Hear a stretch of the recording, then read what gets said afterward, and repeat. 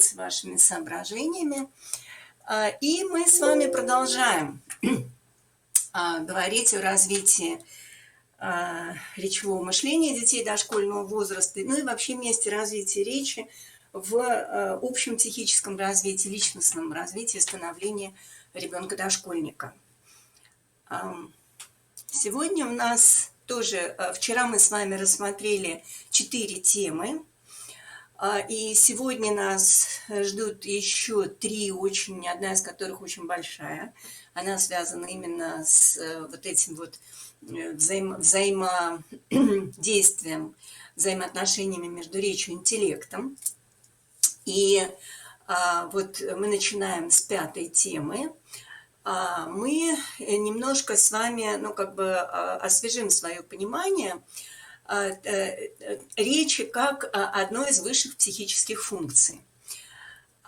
Выделяется всего 7 высших психических функций, это хорошо вам известные: восприятие, память, внимание, воображение, мышление, речь и такая очень важная функция, которой на самом деле она изучалась одной из первых, как очень важная для, собственно,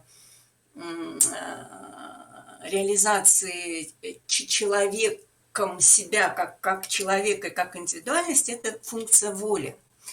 И на самом деле эту высшую психическую функцию нередко как-то вот про нее забывают, отодвигают, и она не рассматривается так, в общем-то, как она должна рассматриваться, потому что без воли нет человека, нет индивидуума, нет личности, просто никого нет. Вот, это не наша тема, но на самом деле это важно помнить и понимать, что, опять же, любое какое-то движение, любое развитие, оно начинается именно с движения волевого, то есть с мотивации, с желания, с идеи что-то сделать или что-то узнать, в чем-то совершенствоваться. И также очень важная высшая психическая функция, которую нам тоже нужно всегда, работая с дошкольниками, иметь в поле своего внимания, это, конечно, воображение. То есть вся та практика педагогическая, которую мы реализуем, она должна быть направлена на развитие всех этих высших психических функций, вот не забывая про воображение и волю. И речь, вот мы вчера с вами говорили, да, что речь – это не вид деятельности. Речь – это инструмент или средство коммуникации, средство общения. Но речь выделяют как одну из высших психических функций. Вот тоже то, что нам с вами нужно помнить. Несколько слайдов просто посвящено отдельным психическим функциям для того, чтобы, может быть, вам когда-то пригодится, да, вот какие основные характеристики для каждой из этих функций существуют. И мы сейчас чуть-чуть коснемся того, как каждая из этих функций связана с речью. Все эти функции, оказывается, я перескочила через слайд. Все эти функции работают очень тесно взаимосвязаны друг с другом, потому что вы понимаете, что нередко основой мышления является воображение. И особенно в дошкольном возрасте, там, где доминирующим является наглядно-образное мышление. Мышление обращается к образам восприятия, оперирует информацией, которую хранит наша память. Нам необходима настройка внимания для того, чтобы вся эта работа происходила эффективно. Опять же, нам нужна мотивация и воля для того, чтобы, в принципе, запускались какие бы то ни было процессы. И во всей этой истории речь играет очень такую важную, тоже опосредующую, а временами и продвигающую функцию, о чем мы сейчас с вами как раз и начинаем говорить. Восприятие. Восприятие характеризуется, у нас есть 5 органов чувств, 5 основных модальностей: зрение, слух, осязание, вкус, обоняние. Память. И я дальше скажу, как речь связана с восприятием. Память у нас подразделяется на кратковременную, долговременную, произвольную, непроизвольную, опять же, опосредованную, непосредственно. И также по модальности, то есть она есть зрительная, слуховая, тактильная и так далее. Нам здесь важно, мы вчера с вами коснулись этого, сказали, что для понимания речи и для, для функционирования речи важна именно слуховая память. Причем именно вербальная, словесная, речевая, слуховая память. Она несколько специфична, она отличается от хорошей музыкальной, например, памяти на мелодии, на музыкальные звуки, на какие-то шумы и так далее. Здесь работает особый тип памяти, и, соответственно, нам нужно продумывать какие-то ситуации, когда мы можем эту память задействовать, упражнять, тренировать и работать с ней. Именно слуховая речевая память. Ну, воображение – это особая такая вот функция, и воображение тоже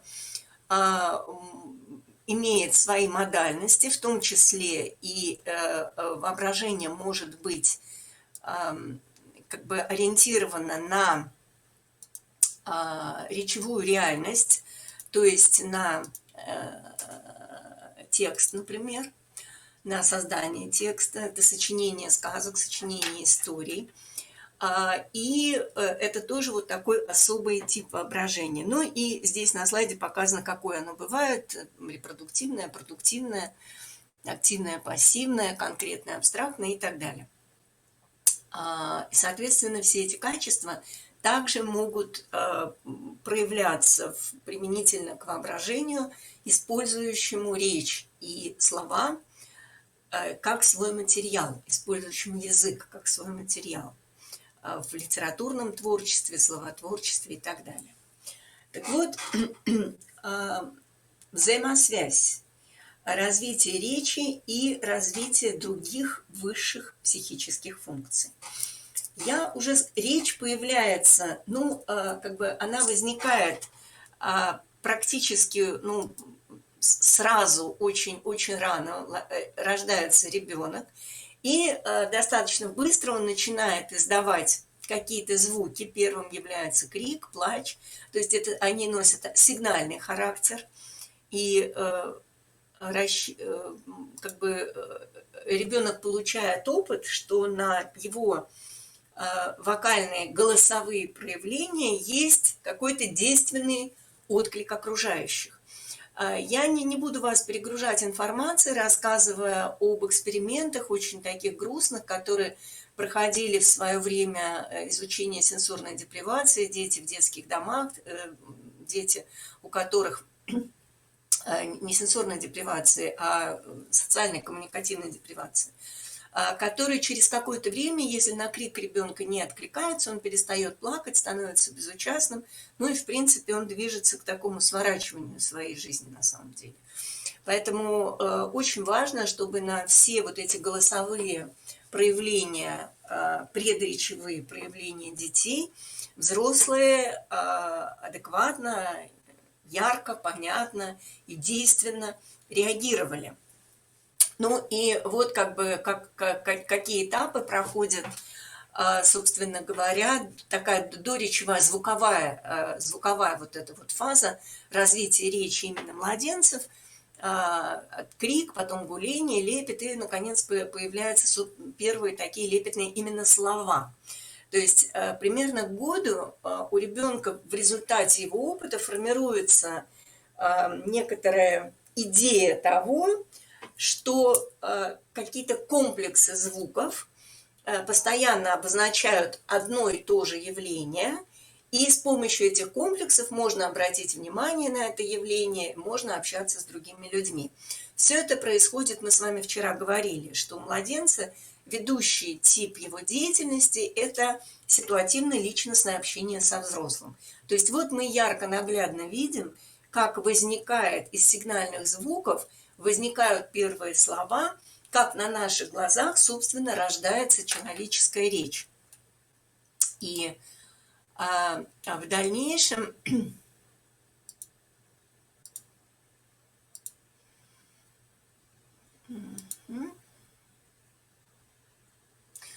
Это мы здесь с вами пропустили слайд про мышление. Ладно, вернемся к нему потом. И в дальнейшем, собственно, речь начинает уже использоваться ребенком осмысленно именно вот в этой коммуникативной функции. Так вот, что происходит, как речь взаимосвязанная влияет на другие психические функции. Первое, что очень нам важно с вами практически, нам с вами важно понимать, что после того, как у ребенка более или менее сформировалась его речь, ну, то есть, скажем так, условно, 3-3,5 года, уже есть основные структурные компоненты, элементы этой речи, речь начинает вести за собой. Если сначала как бы ситуация ведет за собой речь, то после того, как речь более или менее сформируется, она начинает вести за собой развитие других психических функций и их усложнение и дифференциацию. В частности, развитие речи ведет за собой развитие восприятия всех его модальностей – зрение, слух, обоняние, осязание, вкус. Что это значит? В свое время были проведены эксперименты Александром Романовичем Лурия, который исследовал культурные различия в восприятии цвета у детей разных народов, разных культур. И он обнаружил, что у детей, выросших, которые растут в сельской местности в Дагестане, где традиционным видом деятельности является ковроткачество, различают 7-10 оттенков красного цвета, поскольку в языке действительно есть название оттенков, 7-10 оттенков этого цвета.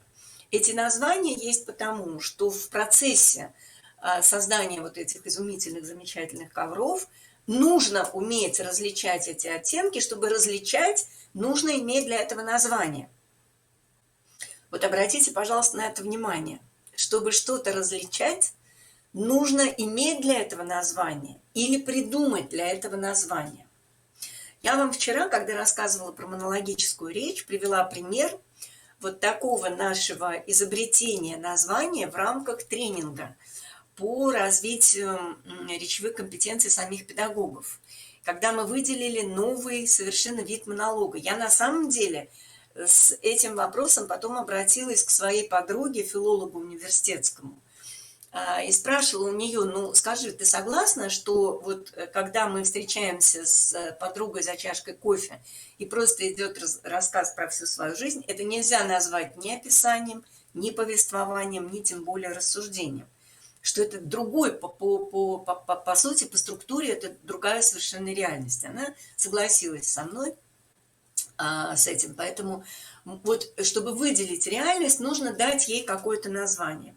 Это очень важный момент. И для нас с вами из этого следует, что чем больше разнообразных слов, которые обозначают то, что мы воспринимаем с помощью зрения, или то, что мы слышим, или то, что ароматов,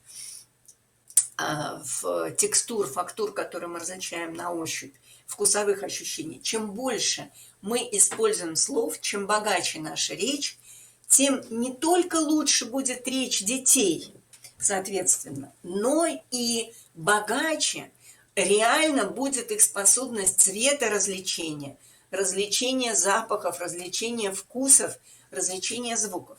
Вот это очень важный такой вот момент. И исследования, эти эксперименты – это классика, так сказать, психологии, исследования Александра Романовича Лурия. И они имеют очень большое практическое значение для нас с вами. По сравнению с девочками 6-летними из Дагестана, которые различали 7-10 оттенков красного цвета, московские девочки этого же возраста различали в лучшем случае 3. Остальные казались им одинаковыми. Аналогичная ситуация, результаты получили, когда исследовали способности цветоразличения, вот 50 оттенков серого, у жителей Крайнего Севера. По-моему, это были чукчи, если я правильно помню именно саму народность.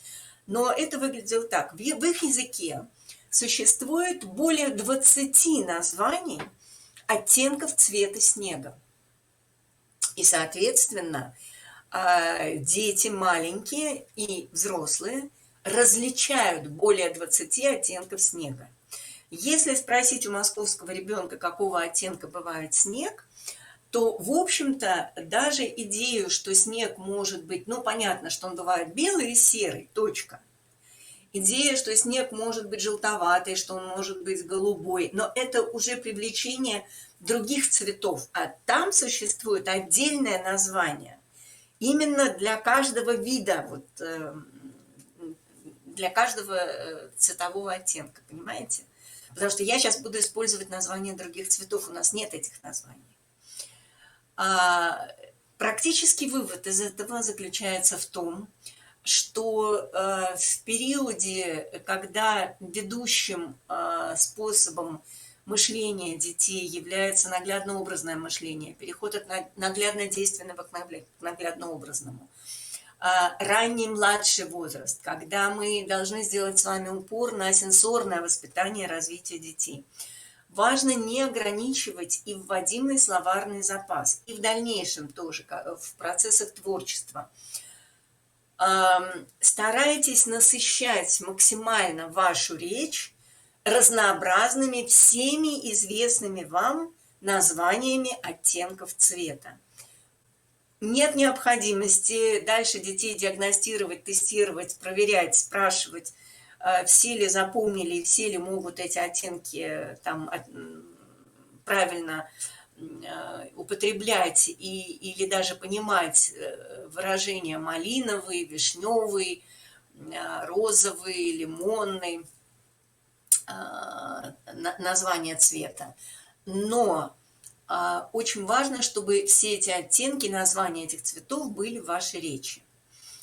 Интересный словарный материал – это название красок. Если вы пользуетесь акварелью или пользуетесь, например, темперными красками, ну, гуашь, я не помню, есть ли там сейчас эти надписи, мне казалось, что тоже были. Тоже интересно детям эти надписи озвучить, прочитать, рассказать, как называются эти краски, как называются эти пигменты. Потому что, например, трудно, вот есть название охра, да, это такой землисто-желтый цвет. Это нормальное название цвета, и для детей нет проблемы как бы его запомнить и знать. Он отличается, скажем, от горчичного цвета.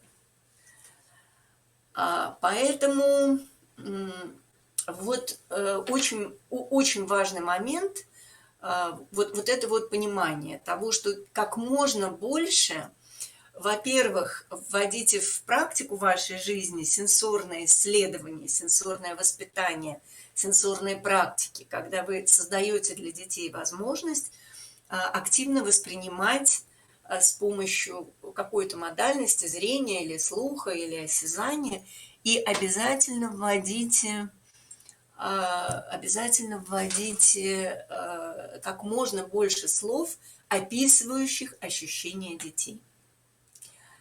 Второй момент, я уже сказала, что существует отдельная область, это вербальная словесная память. Кто-то из детей быстро, легко, хорошо, она разная у разных детей, и, соответственно, в том числе это качество будет определять, например, когнитивный стиль, который будет формироваться у ребенка. Важно, чтобы мы тоже создавали ситуации, в которых мы немножко упражняем, тренируем эту память. Я не имею в виду сейчас заучивание там каких-то текстов и стихов. Это отдельная такая задача, большой вопрос, насколько это нужно, что именно нужно. Совершенно понятно, что вопрос, в каком возрасте нужно. Я бы сказала, что для детей, которые легко, хорошо запоминают, им можно давать такой, как бы, некоторый материал. Детей слишком педалировать и насильно там заставлять учить детей, которым это дается труднее, нет необходимости. Но важно понимать, что это вот совершенно особый отдельный вид памяти. Мы с вами сказали, что литературное творчество предполагает способность работать в воображении именно с материалом языка. То есть это речь, это слова, это лексика, это обороты и так далее грамматически. И, наконец, важно понимать, это имеет отношение к детям старшего дошкольного возраста, это можно вводить потихоньку, что речь может использоваться человеком как средство произвольного контроля и организации своего собственного внимания и воли. То есть вот мы так себе, я себе сказал, там, хватит лениться, вставай, иди там бегать, да? Я себе сказал, так, все, собрались, решаем эту задачу.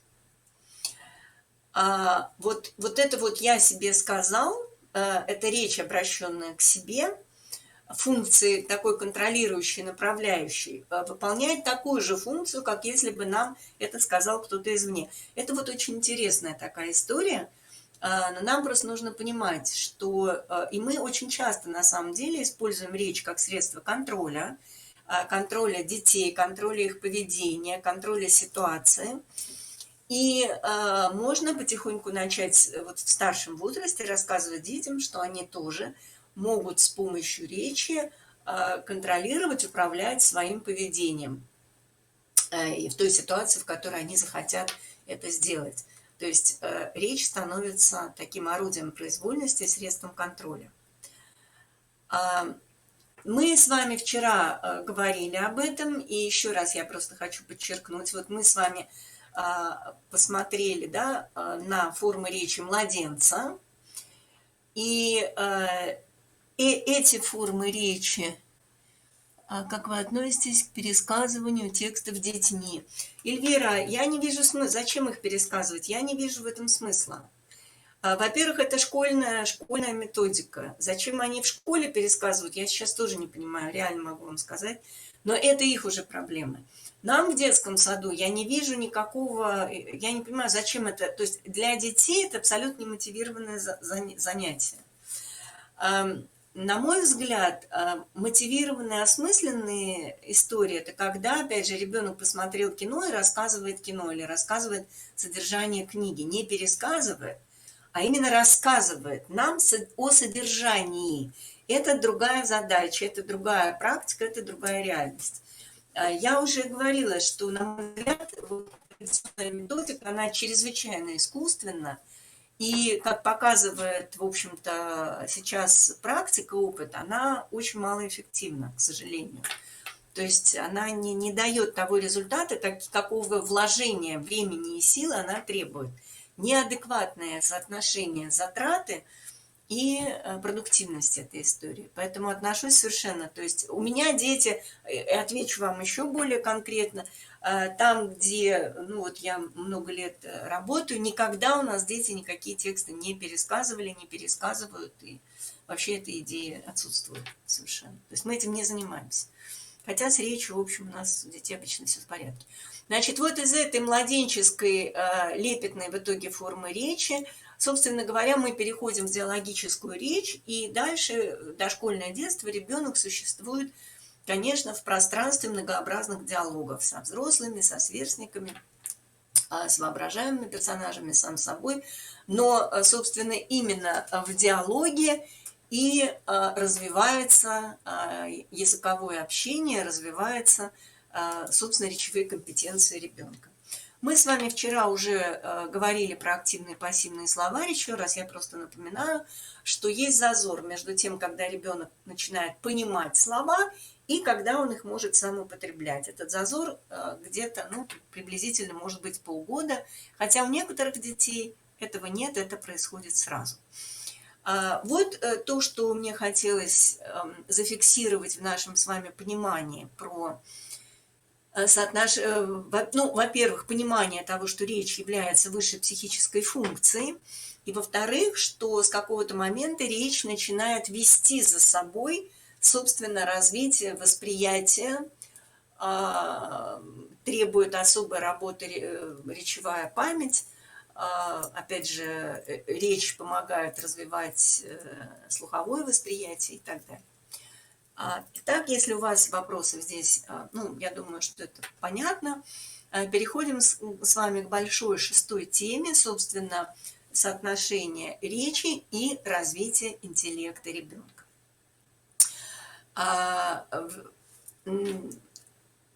Ну, здесь вот один слайд, который мы как бы пробежали, я просто зафиксировала на нем внимание.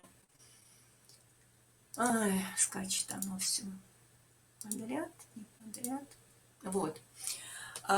Напомним себе, что мышление в нашей психологической науке выделяют 3 вида мышления. Наглядно-действенное, наглядно-образное и словесно-логическое. Но и также принято делить на правополушарное и левополушарное. То есть как бы у нас восприятие такое образное, за него в большей степени отвечает одно полушарие, а именно абстрактное и речевое.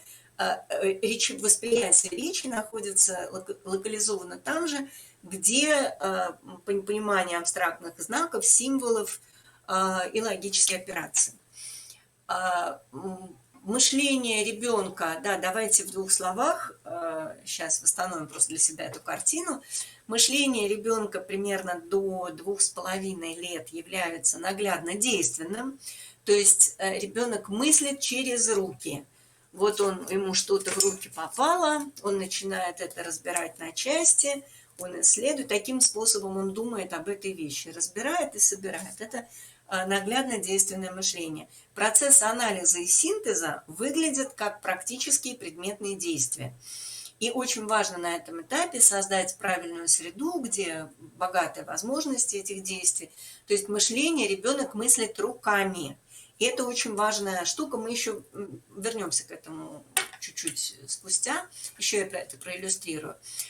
Где-то после, на границе раннего младшего дошкольного возраста мышление становится все более и более образным и переходит в фазу наглядно-образного мышления. То есть когда ребенок может мыслить не только руками, но и оперировать своими представлениями, у него есть какие-то идеи, работает его воображение, он многое может себе представить. И за счет этого, ну, вот его мышление оперирует представлениями. Обратите, пожалуйста, на это внимание, нам это очень важно. Мышление оперирует не понятиями пока что, а именно представлениями, которые существуют в форме живых, реальных образов восприятия. Ну и следующий вид мышления – словесно-логическое мышление – которое, конечно, мы наблюдаем уже у детей старшего возраста, оно активно развивается, но, в принципе, расцвет словесно-логического мышления, нам тоже с вами это важно понимать, происходит отнюдь не в 7 лет на пороге школы. Расцвет словесно-логического мышления, оформление его происходит в подростковом возрасте, это где-то 12-14 лет, и продолжает активно совершенствоваться и развиваться в процессе обучения человека в старшей школе, в высшем учебном заведении, при освоении профессии и так далее. Как правило, в основном обучение у нас построено даже практическим профессиям, и в этом проблема нашей системы образования, что мы не всегда, у нас адекватна система обучения, не всегда адекватна системе, которую мы учим. Потому что если мы учим плотника, токаря, слесаря, да, портного, то у нас словесно-логического должно быть, там, я не знаю, 10%, и остальное нужно развивать и формировать как раз навыки иногда наглядно-действенного, либо наглядно-образного мышления. А у нас вот этот вот доминанта словесно-логического мышления, очень большой перекос в сторону словесно-логического образования, сформировалась очень отчетливо. И это одна из проблем, на мой взгляд, и нашего с вами профессионального педагогического образования, я имею в виду, потому что, ну, вот на самом деле, опять же, мы вчера упоминали вальдорфских педагогов, при обучении вальдорфской садовницы 30% времени занимает теория и то, что она как бы, ну, осмысливает, обдумывает и через голову понимает.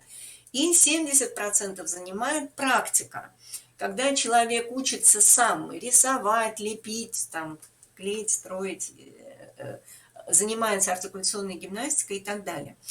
У нас по такому принципу раньше в большей степени работали педучилища, сейчас это педколледжи. Там было больше практик различных, когда именно учили воспитателей что-то делать самих. Было поменьше теории. Вузовское образование, там как раз всегда больше теории. Значит, 3 вида мышления: наглядно-действенное, наглядно-образное и словесно-логическое. А в наглядным образом мы с вами уже обратили внимание на то, что речь начинает вести за собой восприятие, ну, со словесно-логическим все понятно. Итак, в дошкольном возрасте происходит формирование целого ряда определенных интеллектуальных операций. Здесь перечислены эти операции. У нас это все традиционно в программе лежит, как вы понимаете, я думаю, прекрасно это видите, в разделе формирования элементарных математических представлений. У меня это немножко местами чуть-чуть более развернуто сформулировано, чем в других программах, но суть остается той же самой. И вот эти интеллектуальные операции, посмотрите, они все имеют отношение, опять-таки, прежде всего, к сенсорике, к восприятию. И они все обязательно требуют участия речи. Без участия речи ничего не произойдет. То есть невозможно будет, эти операции будут неосуществимы. Абстрагирование, то есть выделение признаков, сравнение по признакам, нахождение сходства, отличия, установление тождества. То есть найди такой же, да, такого же цвета, такой же формы, это то, что называется тождеством. Найди обобщение, когда мы говорим, каким общим словом можно назвать. Классификация по одному признаку, по двум признакам в разной степени сложности. Сериация. Построение возрастающих, убывающих, упорядоченных рядов по возрастанию или убыванию степени выраженности, опять же, какого-то признака. Собственно, интеллектуальная операция счета. Сейчас я к нему вернусь. Нахождение закономерностей по строению упорядоченных рядов. Опять же, нужно увидеть какие-то, выделить признаки. Для того, чтобы найти закономерность, мы выделяем все равно какие-то признаки. То есть, смотрите, вся вот эта интеллектуальная история у нас с вами имеет корнем сенсорное развлечение и употребление соответствующих слов. Вот давайте то, что касается признаков и свойств, наверное, сейчас я проговорю, и позже мы вернемся к этому еще раз. Давайте восстановим, собственно, саму логику речевого развития ребенка. Значит, про младенца мы с вами все увидели, да, от крика до лепетных слов. Дальше, первые лепетные слова, которые появляются у ребенка, и вообще первые слова, которые он начинает говорить, это имена существительные. Они отвечают на вопрос «кто что?». Это мама, папа, кися, ава, там, туту, ля-ля. Эти слова могут быть совершенно такие звукоподражательными, ребенок может сам изобретать эти слова. Но суть в том, что первое, что появляется в его речи, это имена существительные. За счет чего они появляются?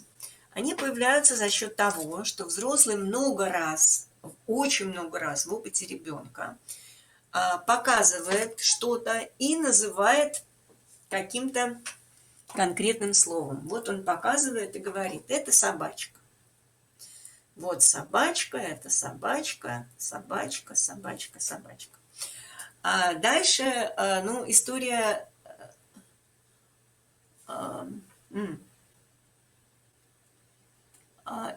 История интересна, потому что словом собачка, кроме такой фигурки, не очень я понимаю, почему мы прыгаем. Это не я. Ой. Мы также называем живую собачку, которая, да, совсем может быть большая, шерстяная, совершенно иначе. Ну, в общем, мы называем очень много разных объектов словом собачка. Вот совершенно иначе выглядит собачка, да, она другого цвета, но тем не менее. Ребенок в процессе восприятия учится выделять сходные признаки. Он это делает аналитически, не аналитически, а вот чисто, то есть неосознанно, это несознательный процесс. Его мозг обрабатывает эту информацию и формирует некоторое представление. Вот слово собачка, киска, тутук, ля-ля – это именно собирательный образ, это не понятие, это именно представление, оно существует в образной форме у ребенка. И это некоторые обобщенные образы предметов, понимаете? Это очень сложная штука, потому что вот как вообще, как дети научаются языку, как они умудряются понять, что одним и тем же словом мы называем и картинку, и вышивку, и большую собаку, и маленькую собаку, и черную, и белую, и пушистую, и лысую, и деревянную, и металлическую, и на видео, и на фотографии. Вот это, конечно, вызывает изумление. То есть это огромная, колоссальная такая работа, которую проделывает мозг. Но, тем не менее, он, слава богу, проделывает эту работу, и у ребенка появляются слова существительные.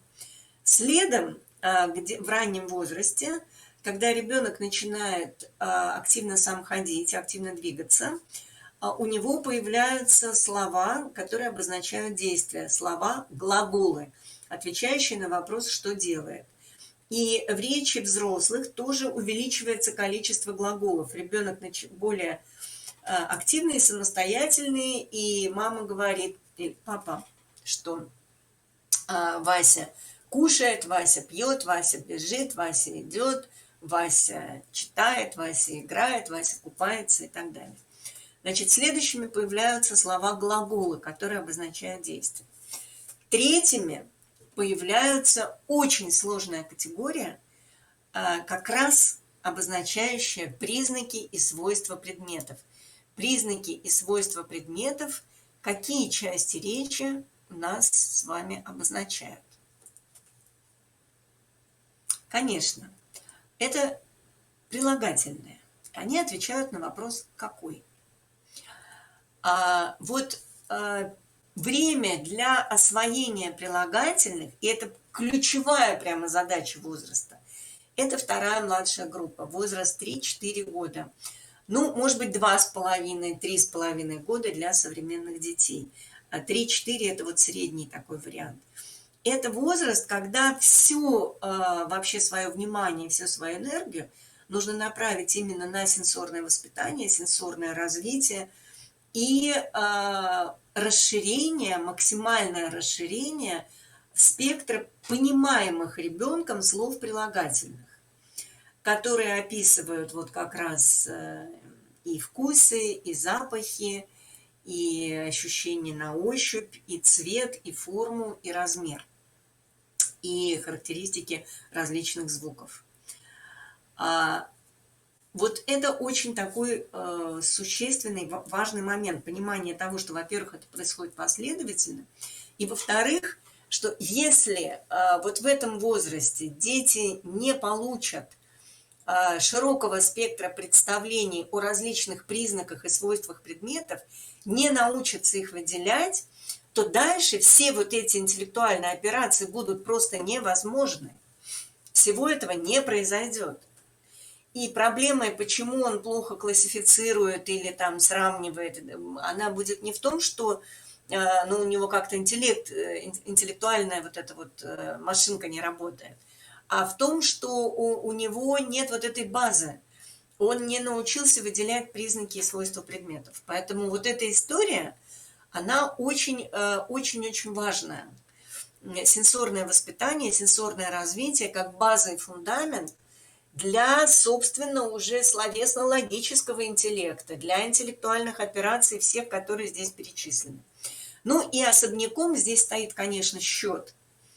Потому что вы понимаете, у нас в классической традиционной методике там довольно долго как бы дети вот с количествами, они их туда-сюда что-то с ними делали, при этом не вводя сами по себе числительные.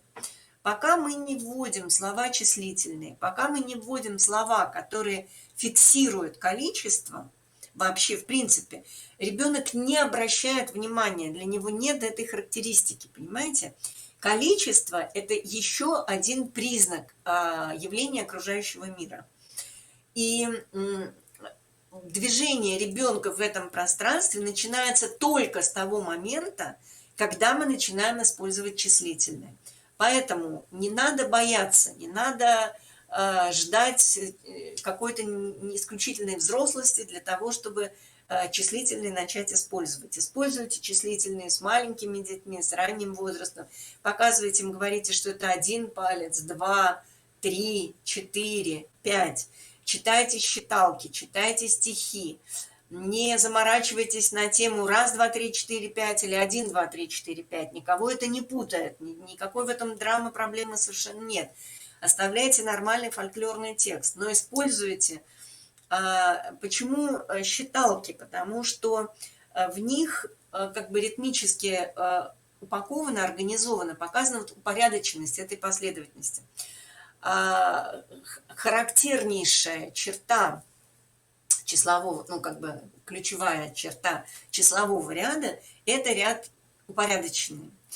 И если вам будет интересно, потом мы можем к этому вернуться. Я в итоге удалила из этой презентации уже эти слайды, чтобы не растекаться слишком сильно. Но формированию представления об упорядоченной последовательности, то есть именно работа на формирование интеллектуальных возможностей, обеспечивает нам совершенно особый класс литературы для маленьких детей, смысл которой мы не всегда на самом деле понимаем. Это так называемые кумулятивные сказки. Это сказки типа «Колобок», «Теремок», «Репка», «Рукавичка», то есть сказки, в которых у нас есть постоянно повторяемый упорядоченный ряд. А, как правило, в этих сказках этот ряд еще является сериацией, то есть возрастанием или убыванием по размеру. Скажем, в «Репке» репка самая большая, дальше по убыванию мы идем к мышке. В «Теремке» наоборот, от мышки или там лягушки самой маленькой мы добираемся до самого большого медведя. Под грибом тоже сказка вот таким же образом построена. То есть рассказывание этих сказок, дети любят эти сказки. Скажу здесь, что необходимо многократно, они могут изо дня в день слушать одну и ту же сказку. Им это нужно для того, чтобы они могли, они таким образом ее запоминают, они начинают в нее играть, они начинают ее рассказывать сами, они начинают воспроизводить этот ряд.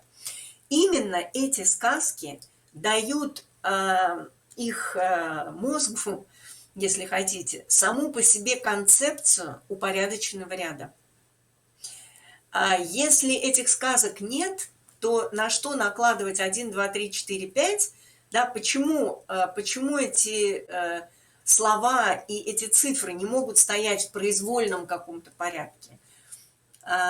Мы не можем объяснить. Поэтому вот для маленьких детей вот этот пласт литературы является очень важным для развития именно их интеллекта. Хотя, казалось бы, ничего в них такого сильно умного, сильно интеллектуального нет. Но, тем не менее, это фундамент для вот понимания того, что такое в принципе упорядоченный ряд, где все четко идут друг за другом. Вот они не могут, никак не может жучка оказаться впереди внучки, а мышка впереди кошки. Они всегда идут четко в определенном порядке. Числительные не бойтесь вводить, не бойтесь использовать. Не нужно, в чем, опять же, что дает перегрузки? Перегрузки дают требования. Когда мы начинаем требовать, мы считаем, вот ребенок в этом возрасте, он мне должен, я его спрашиваю, я провожу диагностику. Вот это все не надо. И на самом деле, что создает у вас сопротивление всему этому? У вас тоже создает сопротивление ваше вот это ощущение, ваши завышенные ожидания от детей.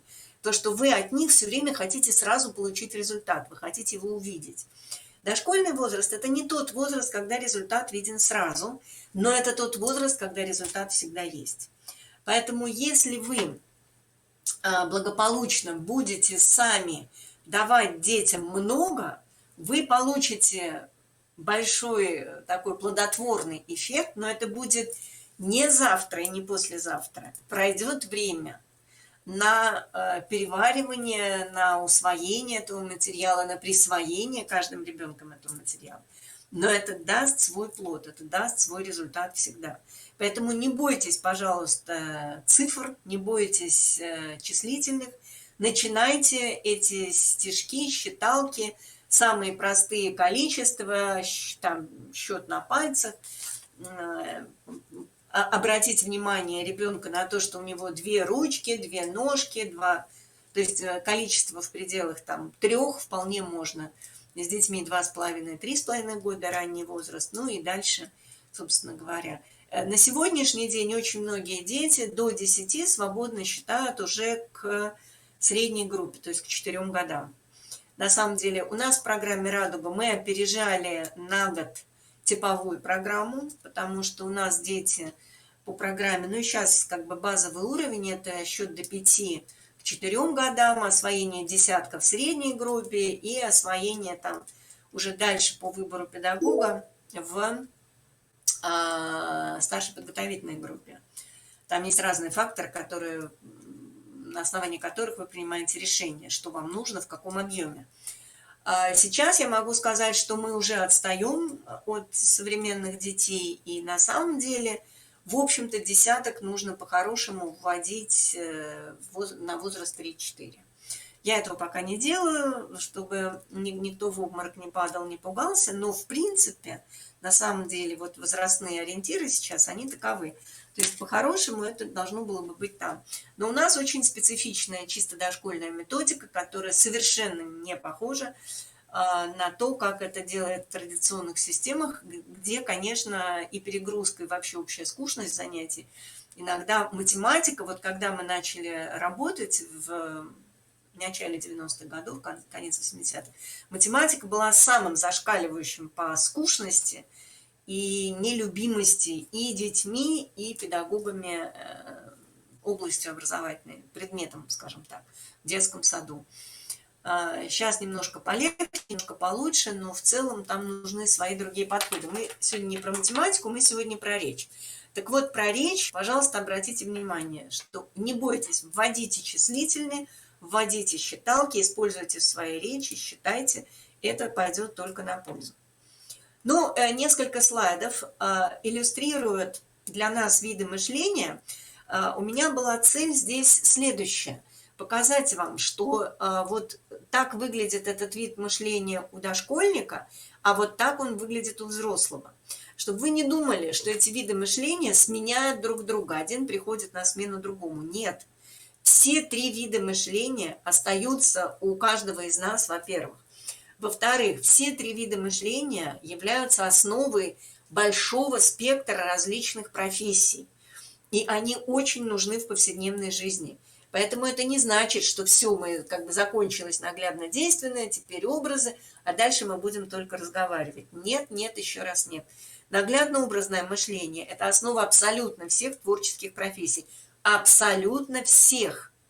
Понимаете? Поэтому нам нужно в дошкольном возрасте не нестись как можно скорее в эту, так сказать, обитель словесно-логического, а максимально развивать наглядно-образно. Нам нужно не быть вот фанатом только речи, только слов и только этих конструкций.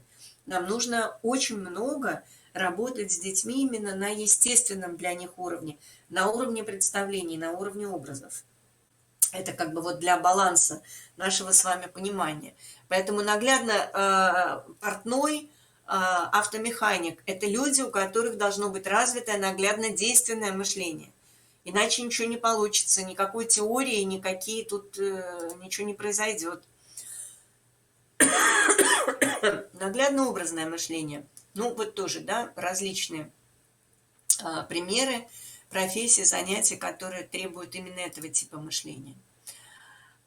Здесь на этом слайде я собрала как бы для нас с вами, что именно, когда мы говорим про зрение, что мы здесь различаем. Мы различаем цвет, форму, величину. Осязание. Мы различаем фактуру, пушистые, колючие, твердые, мягкие, упругие, вязкие и так далее. Мы различаем вес, и мы различаем тяжелые, легкие, мы различаем температуру, горячий, холодный, теплый и так далее. И здесь вот на самом деле нужно было бы продолжить еще списком. Если вот кому-то из вас будет любопытно, вы можете дома сами вот на каждую модальность написать, как много вы сможете написать слов, которые будут описывать каждый вот из этих признаков. Как много слов прилагательных есть в вашем активном лексиконе, вот вы их сразу вспоминаете, которые будут это описывать. Это очень интересная задача. Ну и сразу будет понятно, так сказать, насколько наш собственный здесь лексический запас богат, нужно ли нам его где-то расширить. Очень интересная история с обонянием, потому что на самом деле для ароматов все названия, которые мы имеем, это названия ассоциативные. Либо с предметами, либо со вкусом. Парфюмеры говорят про аромат, что он пряный, терпкий, кислый, горький, сладкий. И либо что он это дымный, там плесневый, хвойный, ландышевый, лимонный и так далее, и так далее. То есть у ароматов нет своих отдельных слов. Специфические, ну, скажем, названия красный, синий, желтый – это специфические названия для цвета. Они не ассоциативные. Вот названия оттенков часто бывают именно ассоциативные. Мы с вами уже говорили: малиновый, лимонный, вишневый, розовый, да? Это названия ассоциативные тоже. То есть это как бы нас отсылает к нашему образу какого-то конкретного предмета, класса предметов. В обонянии нет своих слов для обозначения ароматов. Это интересно. Аромат вообще, вот эта модальность обоняния самая древняя, самый древний орган восприятия. И не знаю, знаете ли вы, меня в свое время это поразило, обоняние очень хорошо развито у новорожденных. Обоняние работает у младенца уже в утробе, так же, как и слух. Зрение практически не работает. Зрение формируется как анализатор, развивается уже после рождения, при жизни, и очень тесно связано с возможностью физического движения человека, его тела, его руки. Ну, там, потому что сложная система настройки на самом деле. А вот обоняние, ребенок, новорожденный младенец, узнает свою мать по запаху. Он знает запах. Он различает запах молока, так же, как он различает его вкус. И с точки зрения психологии, один из важнейших факторов, почему так важно кормление грудным молоком, потому что молоко каждый раз, в зависимости от того, что кушает мама, имеет разный вкус. Соответственно, у детей разные впечатления. Когда ребенок ест смесь, он все время получает одно и то же впечатление. Опять же, его нейронные связи новые не образуются, мозг не развивается. То есть это затормаживает его развитие на самом деле. Не катастрофично, не надо тут как бы, да, но тем не менее. А живое молоко, оно имеет каждый раз какой-то свой особый вкус, свой особый запах. Так вот, обоняние очень хорошо развито у младенцев, оно хуже становится с возрастом. И то же самое слух.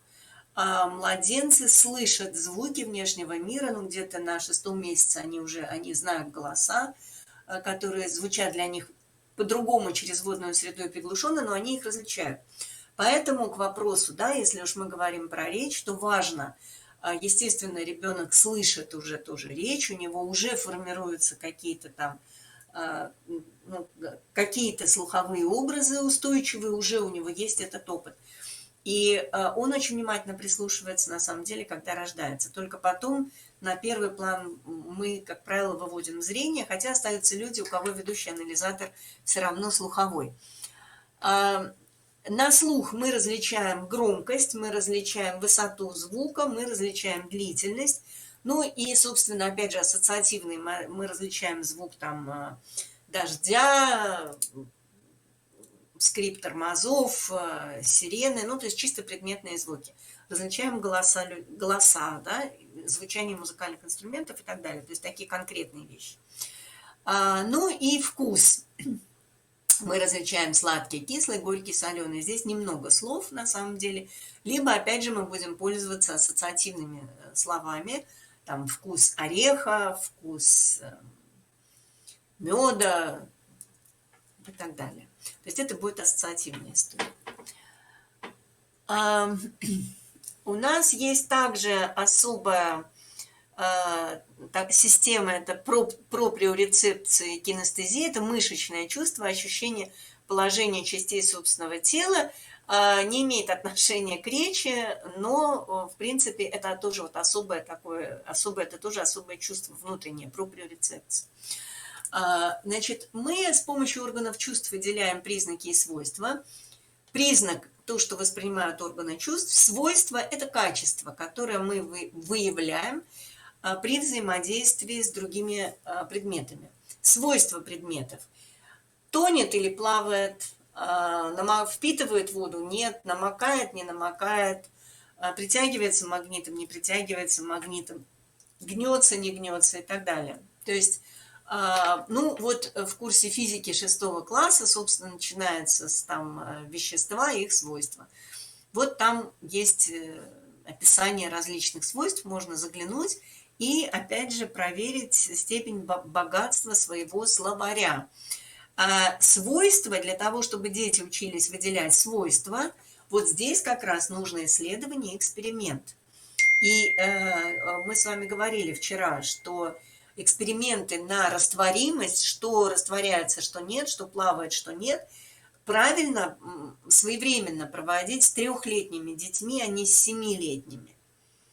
3-летним действительно интересно, их это действительно удивляет, и для них будет полезно именно узнать эти слова, и они смогут пользоваться ими в дальнейшем. Притягиванием магнитом, намокание и так далее.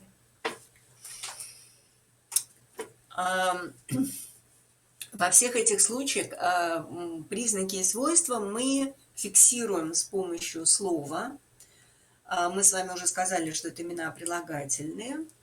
И за счет многократного показа и повторения у ребенка формируется вот этот вот некоторый образ представления, который и становится для него значением слова. Вот здесь на этом слайде, ну, такая формулировка, да, но нам просто важно понимать, что каждое слово само по себе является абстракцией, и оно выделяет в сознании ребенка не отдельную вещь какую-то, не конкретное что-то. Когда мы говорим «собака», то мы выделяем огромный большой класс объектов, большой кусок реальности, скажем так. И слово, в том числе значение слова, отражает связи, отношения, которые стоят за этими предметами внешнего мира.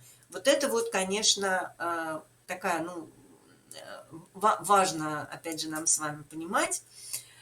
Естественно, что слова формируются в истории культуры, в истории человечества. Это есть результат некоторого соглашения.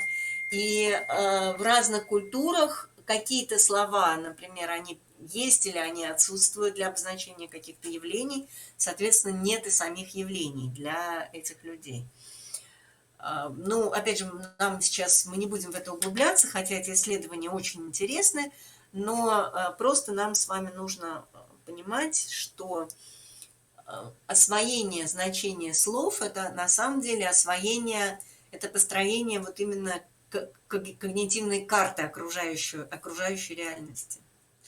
И когда мы говорим, что речь начинает вести слово, язык язык, точнее будет сказать, язык, ведет за собой мышление, вот речь идет именно об этом. Усвоение каждого нового понятия, каждого нового слова – это вот как карточка в пазле, таком огромном, совершенно трехмерном, объемном пазле картины мира ребенка. Потому что каждое слово – это не про конкретный предмет. Это про целый большой класс явлений, существующих в какой-то связи. И именно поэтому гораздо эффективнее, когда мы с вами, планируя образовательную деятельность, организованную образовательную деятельность, занятия, когда мы стремимся показывать ребенку какое-то явление с разных сторон, в многообразии реальных его связей в окружающем мире. То есть, что я имею в виду? Мы говорим про корову. И мы не просто сказали корова, муму, вот у нее там, да, есть рога, копыта, ноги, хвост и так далее. Ну и как бы все, да, то есть мы рассказали про сам по себе объект и показали какую-то одну картинку одной отдельно взятой коровы. Естественно, что с этого мы и начинаем. Но на следующем шаге будет гораздо более развивающим и, опять же, современным, если мы покажем ребенку разные породы коров, что коровы бывают больше, меньше, более шерстистые, менее шерстистые, да? Что они бывают разного цвета, что у них разные формы бывают рога. Мы рассказываем, чем корова питается. Дальше мы рассказываем историю, что, собственно говоря, люди, да, разводят коров, используют молоко, делают... Сейчас, извините. Делают, что мы делаем из этого молока, то есть за что мы благодарны корове в хозяйстве. Ну и дальше, опять же, если мы покажем какое-то место, образ этого животного в сказках, в литературе, расскажем детям уже старшего возраста о том, что в Индии, например, корова – это священное животное, именно потому что вот ее молоком можно кормить. Ну, в общем, понимаете, то есть когда это явление будет представлено для ребенка объемно.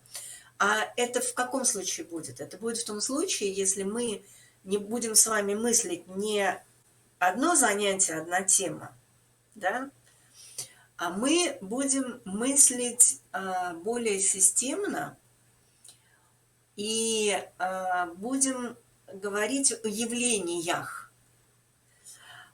И, соответственно, тогда у нас с вами будут получаться не отдельные занятия, у нас будут получаться какие-то образовательные циклы. Естественно, что за один раз, за один присест, за один разговор нельзя рассказать и про рога, копыта, и про породы, и про священных коров Индии. Конечно, нет. И про скульптуру, образ этого животного в скульптуре, в живописи, в музыке, конечно, это невозможно сделать.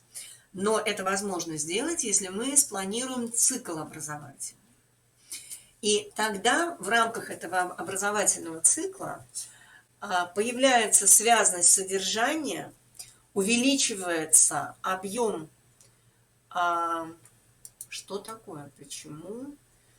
Время от времени как-то презентация становится скучно стоять на одном месте. Ей хочется какого-то движения. Я, конечно, понимаю ее. Вот. Если мы будем мыслить таким образом и планировать таким образом, то у нас и объем речевой, лексический, речевой, он будет более богатым, но он будет изначально более связанным, понимаете, внутри себя. И картина мира, которая возникает у ребенка, будет более богатой и более связанной. подумайте об этом, мы вернемся к этому с вами завтра, к этой второй такой практической ключевой мысли. Первую мы с вами вчера задались вопросом, нужны ли вообще отдельные занятия по развитию речи. Вот второй вопрос, который мы задаемся сегодня, нужно ли, правильно ли планировать вот отдельные какие-то тематические занятия, вот мыслить именно занятиями на какую-то тему. Ну, вот мы с вами говорили про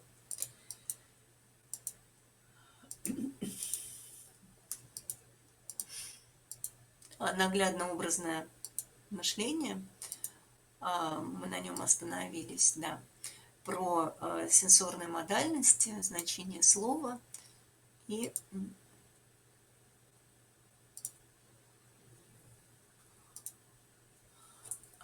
третий тип мышления, вот как раз словесно-логический, да, в виде устной речи, письменной речи существует, о которых мы говорили с вами вчера. И теперь давайте перейдем, собственно, к тому, как реализуется и что необходимо мы с вами обсудили, как в дальнейшем то, что мы проделали эту работу по сенсорному воспитанию и вот расширению словаря, связанному с сенсорикой, мы ее проделали по-хорошему с вами во второй младшей группе на возрасте 3-4. И как теперь, что мы теперь с этим богатством, которое мы создали, можем делать с детьми старшего возраста. Ну, можем начинать в средней группе с простого и дальше усложнять в старшей подготовительной группе. Первое, что мы можем с вами делать, с детьми делать, это заниматься классификацией. Классификация, то есть выделять группы или множество по различным признакам и свойствам. Вот мы, да, это хорошо вам знакомая история. Выбери все красные, выбери все желтые, выбери все синие, выбери все деревянные, выбери все там. Самый первый простой вариант классификации – это просто по названию. Выбери все машинки или там выбери все куколки. Ну, здесь такая мотивирующая фраза Льюиса Кэрролла, который, как вы знаете, был математиком. Как говорил его учитель Дэвид Гилберт, у него было недостаточно воображения, чтобы быть математиком, поэтому он стал писателем. Вот. То есть математика требует еще большего воображения, чем сочинение сказок и историй. И, собственно говоря, это вот отрывок тоже из его трактата именно о множествах. Ну, опять-таки, вы посмотрите, почитаете. Предметы обладают признаками, как, например, большой, красный, старый, который я получил вчера. Один предмет может иметь много признаков, один признак принадлежать разным предметам. Действительно. Например, предмет может обладать признаками красное, благоухающее, распустившееся.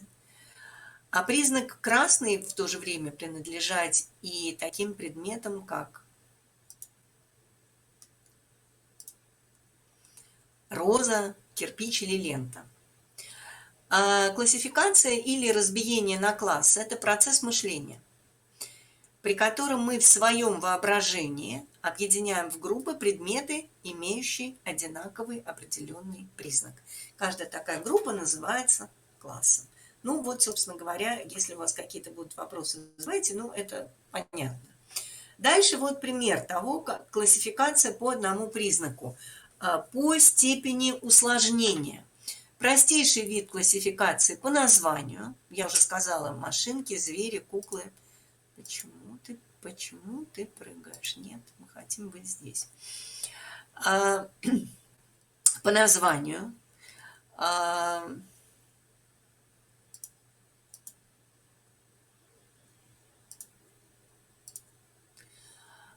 Следующие по сложности можно по выделению каких-то сенсорных признаков: цвет, форма, размер, большие, маленькие, там, круглые, квадратные и так далее.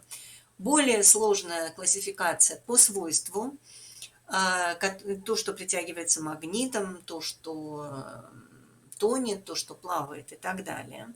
Здесь же достаточно такая, это сенсорно воспринимается, но нетривиальный вопрос о материале, классификация по материалу.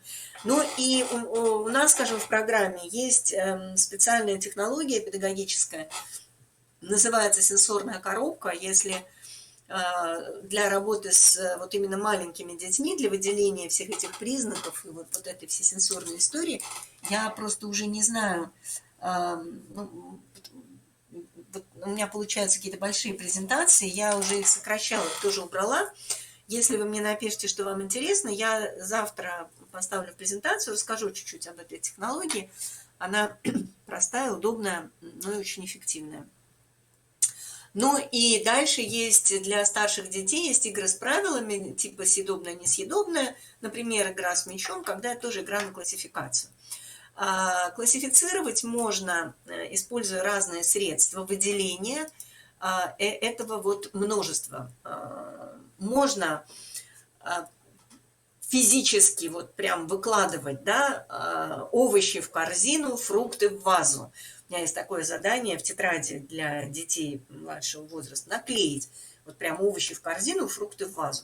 Или физически положить реальные овощи. Можно это делать, используя схематические средства. То есть на рисунке можно обводить, сейчас будет показано, как это делается на листах с заданиями. Можно обводить в круг или замкнутой линии какой-то определенный класс предметов. Можно это делать с помощью ленточки, обруча, какого-то круга, то есть тоже выделять пространственно. Можно показывать стрелками, то есть использовать вот именно схематизмы. Ну, а можно проделывать это в уме и вот как в игре съедобное, несъедобное, чисто во внутреннем плане это делать. Разбиение на множество – это когда мы исходное, то, что у нас какой-то есть класс предметов, мы делим опять-таки по, ну, например, у нас есть куча чего-то, куча одежды, мы ее классифицируем по цвету. Тогда у нас появляется не одно множество, у нас появляется несколько множеств.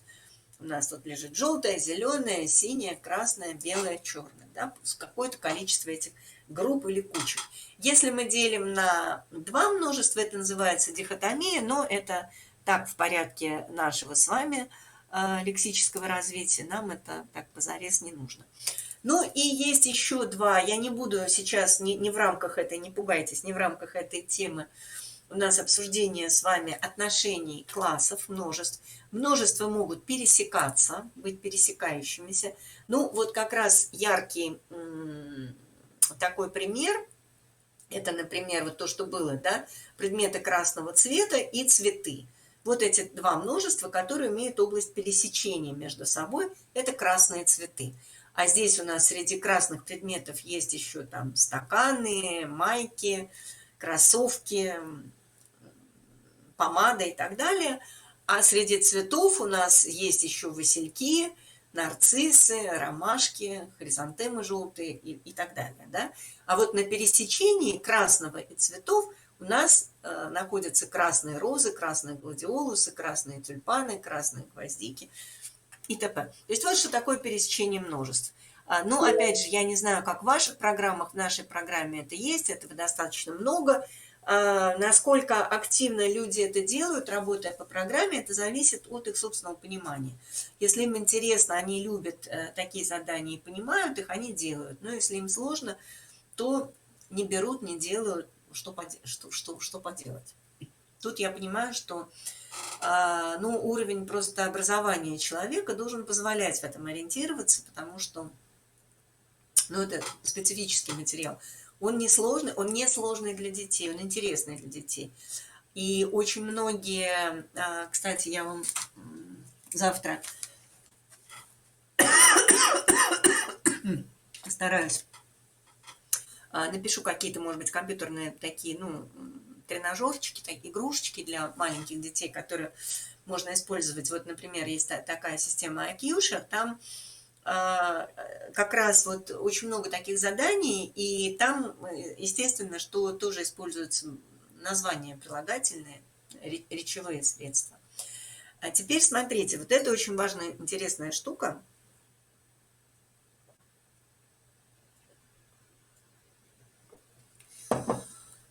Именно чисто речевая.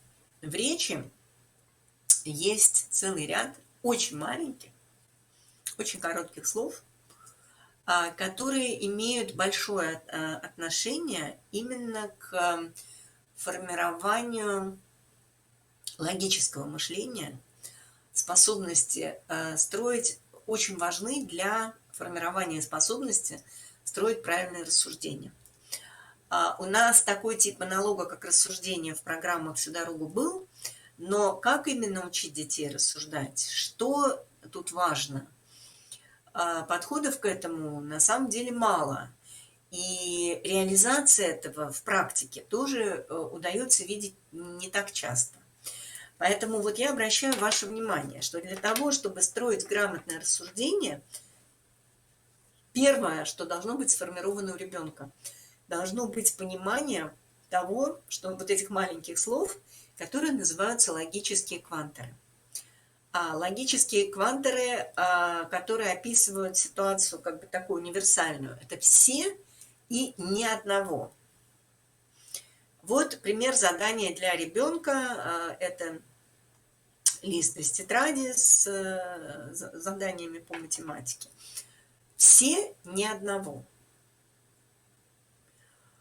На самом деле очень часто и взрослые люди строят совершенно неправильные рассуждения только потому, что из какого-то частного факта делается общий вывод. Когда, ну, это, да, классический пример, что вот есть один там, я не знаю, рыжий человек, который ворует, из этого делается вывод, что все рыжие воруют. Или все блондинки, да, мы понимаем. Вот у нас достаточно много времени, мы просто занимаемся тем, чтобы вот именно обсудить эту историю, что значит «все». Все – это значит, что каждый, и что ничего не осталось. Опять-таки, вот другой пример, другой логический квантер – «только». Значит, здесь должны оказаться, вот мы задаем задание, здесь должны оказаться все цветы и только цветы. Смотрите, это уже система логическая двух условий. Вот если мы на секунду сюда вернемся, значит, здесь должны оказаться все рыбки, но ведь можно нарисовать, собственно говоря, этот аквариум и воду в нем таким образом, что все рыбки будут в нем, но туда может попасть, например, муравей, туда может попасть и бабочка. Поэтому есть дополнительные условия. Ни одно насекомое здесь не должно быть, значит, только рыбки. Но здесь мы это используем именно логический квантер «ни одно насекомое». Здесь смысл задания, собственно, в том же самом. Но мы используем другой квантер. Все цветы и только цветы. То есть нам не нужно сюда ни кошку помещать, ни птичку. Цветы и только цветы. Вот, и мы приучаем детей обращать внимание на эти маленькие слова, на эти незаметные, малозаметные, неактивные такие в обычной нашей речи разговорной, вот эти маленькие слова, которые именно обеспечивают реализацию логики задания, с которым мы к ребенку обращаемся. Снова логический квантер «все», да? Все предметы красного цвета. Все. То есть они должны, вот ни один не должен оказаться вне. снова логический экватор все, но здесь вы видите, что мы выделяем уже два множества. Внутри одной должны быть все кораблики, внутри другой должны быть все машинки. В принципе, нет запрета на то, чтобы где-то оказалась собачка. Ее можно включить в какую-то из этих групп.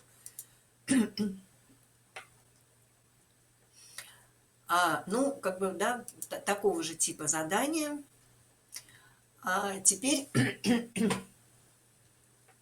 смотрите. Следующая история. Использование обобщения или тут отношение род-вид это про другое, именно обобщение. У нас с вами в программах традиционно есть понятие обобщающие слова, и есть это во всяких там тестовых разных задачах и методиках. Это умение отнести. То есть у нас есть слова, которые обозначают какой-то класс конкретных предметов, как, например, собачка. Да, собачка – это что-то конкретное. А есть у нас слова, которые обобщают большие классы объектов. Например, животные, растения, насекомые, инструменты, транспорт, одежда, обувь, ну понятно, посуда. Так вот, значит, следующий тип заданий – это задание, когда мы сюда подключаем именно обобщающие слова. Причем здесь круги, я не очень понимаю, мне кажется, это не к этой. Когда мы подключаем обобщающие слова. Вот у нас здесь есть одежда, обувь, и здесь у нас есть как раз выделение, пример выделения группы по признаку работает от электричества. То есть когда это более сложный комплексный признак, не сенсорный. А именно ребенок должен обратиться к своим знаниям и пониманию сути как бы процесса, потому что нарисованы здесь все достаточно игрушечными. И вот здесь действительно нужно понимание того соотнесения, как это в реальности. То есть нужна достаточно такая сложная аналитическая работа. Но это тетради для возраста 6-8 и 5-6 тоже есть такие задания. А вот здесь как раз мы начинаем использовать обобщающие слова: одежда, обувь.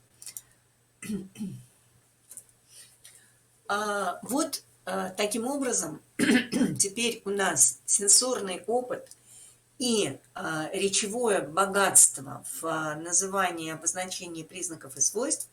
Вот так это начинает работать у нас для того, чтобы дети учились делать классификации. Кроме этого, мы с вами обратили внимание на существование маленьких слов логический экватор. Все или некоторые, ни один, все кроме, такие и только такие, ни одно. Вот все эти слова нам задают логическую структуру задач, да, в которой ребенок должен выполнить. Теперь мы с вами посмотрим на еще один блок программы по математике, где тоже огромную роль играет речь. И она играет роль именно смысловую. То есть вот, в этом смысле ключевую для понимания того, что делает ребенок. Это раздел задач. И в разделе задачи у нас есть две точки, в которых речь очень важна. Это представление о наименованиях величин. Сейчас вы увидите, что это будет как раз смыкаться с темой обобщающие слова. И еще одна область – это, собственно, составление или придумывание задач. Начнем с наименования величин. Значит, ну, смотрите, здесь на этом слайде я хотела обратить ваше внимание что вопрос о наименовании величин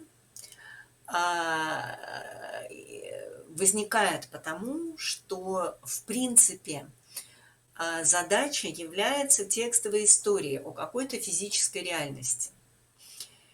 И когда мы решаем просто математические, чисто математические примеры, мы с вами имеем дело с числами. У чисел нет наименований. У нас есть числа, знаки действия, и мы получаем ответ. И нет никаких проблем. А когда мы... Задача – это очень интересная штука, такой в некотором смысле, ну, не атовизм, но это такое, знаете, вот фрагмент истории, что ли, развития науки, потому что, конечно, математика обслуживала и продолжает обслуживать решение каких-то практических задач, то есть задач физических именно, решение именно физических задач. Ну и понятно, что математика обслуживает и решение химических задач, биологических, экономических. То есть это тот язык, который позволяет осмысливать эти явления. Но вот у нас именно про физический мир, история про физический мир, в которой есть какое-то преобразование количества, есть вопрос, это и есть задача. Вот что такое задача. Да, потому что когда мы говорим просто про числа, это примеры, мы решаем примеры. А вот когда у нас есть история, в которой количество менялось, и есть вопрос, это задача. А в чем здесь загвоздка? В том, что историю нужно перевести с языка обычной речи, ну, с разговорного языка, нужно перевести на язык математических действий. И если в примере у нас понятно, что 3 плюс 2 равно 5, да, есть 3, есть 2, есть знак плюс, все ясно, то когда мы слушаем задачу, нам нужно переформулировать какие-то глаголы: прилетел, улетел, дошел, забрал, съел, выпил, выбросил. Нам нужно это переформулировать в язык, собственно, арифметических действий. Так что это значит? Добавил или убавил, было сложение или вычитание, или еще там деление или умножение. Какое было арифметическое действие, какой здесь должен стоять знак. То есть нам нужно перевести с языка описания реальности на язык математики. То есть какое действие – это вопрос.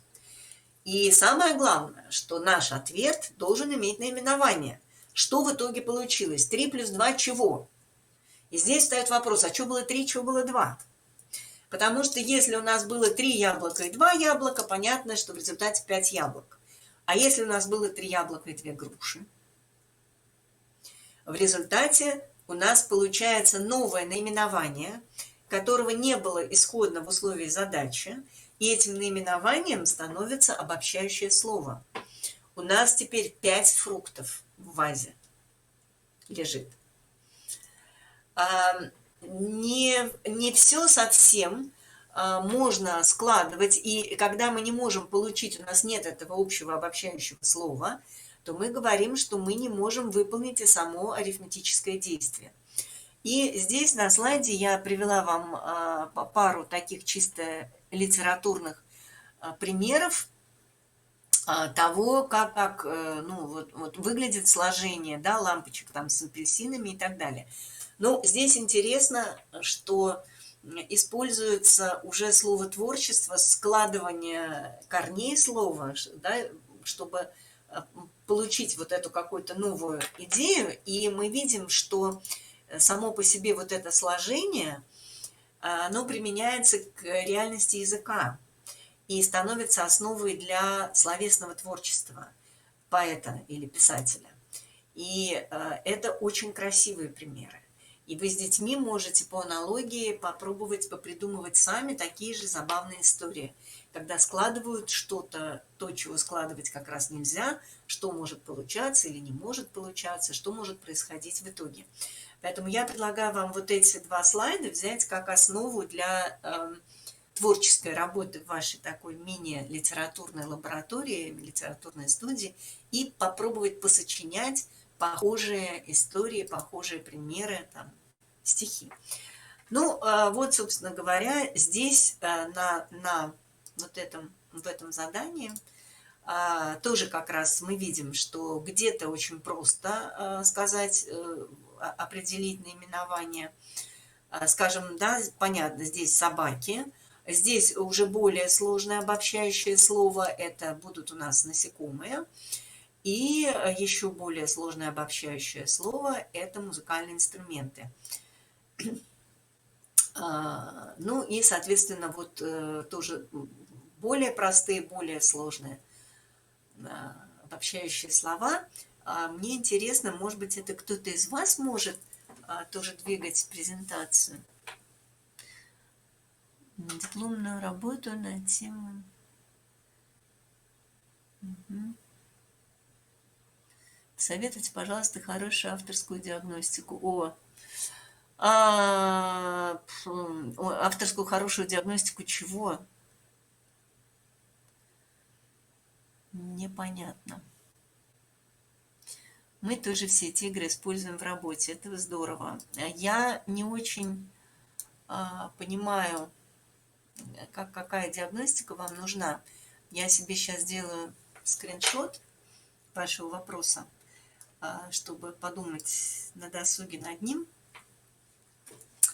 Вот, если вы как-то, ну, развернете мне, зададите вопрос, мне будет проще. Но я подумаю. Сейчас просто я не буду отвлекаться, простите, потому что это не наша сейчас тема. Но подумаю, до завтра постараюсь что-то вам ответить. Вот у нас задание на решение задач. Да? Здесь они на сложение, вычитание. Вот это первый вариант, когда, ну, собственно говоря, наименование остается одним и тем же. Да.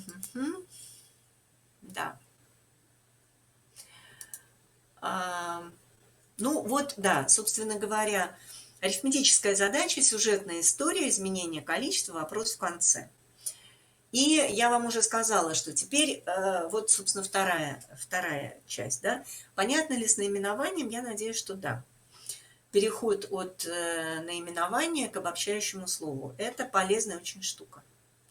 Давайте такие задания, которые требуют от детей подумать, что получилось в итоге. И я сказала про творчество.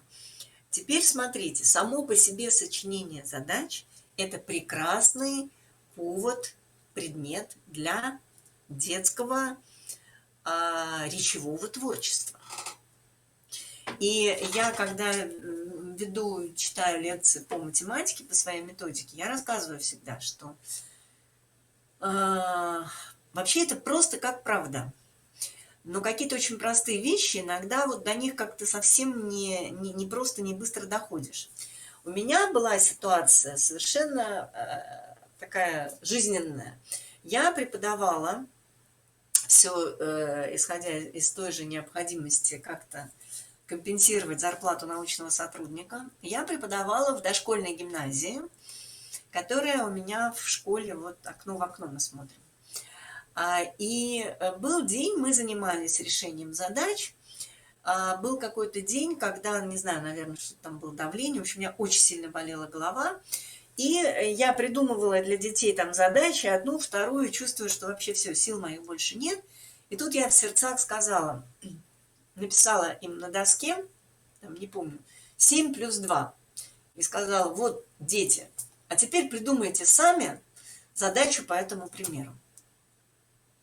И вдруг мой вот этот класс, который на самом деле тоже, ну так, прям скажем, без особого какого-то воинствующего энтузиазма, в принципе, так достаточно кисло там сидел, и, ну, они решали, ну, так.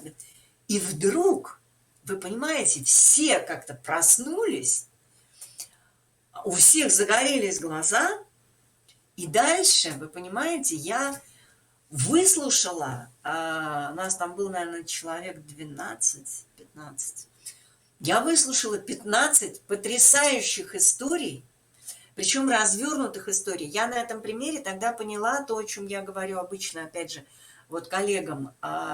Мы стараемся, чтобы задача, она была такой сжатой, знаете, такой, ну, скучноватой, сухой, не очень сюжетной, хотя вы, может быть, нет.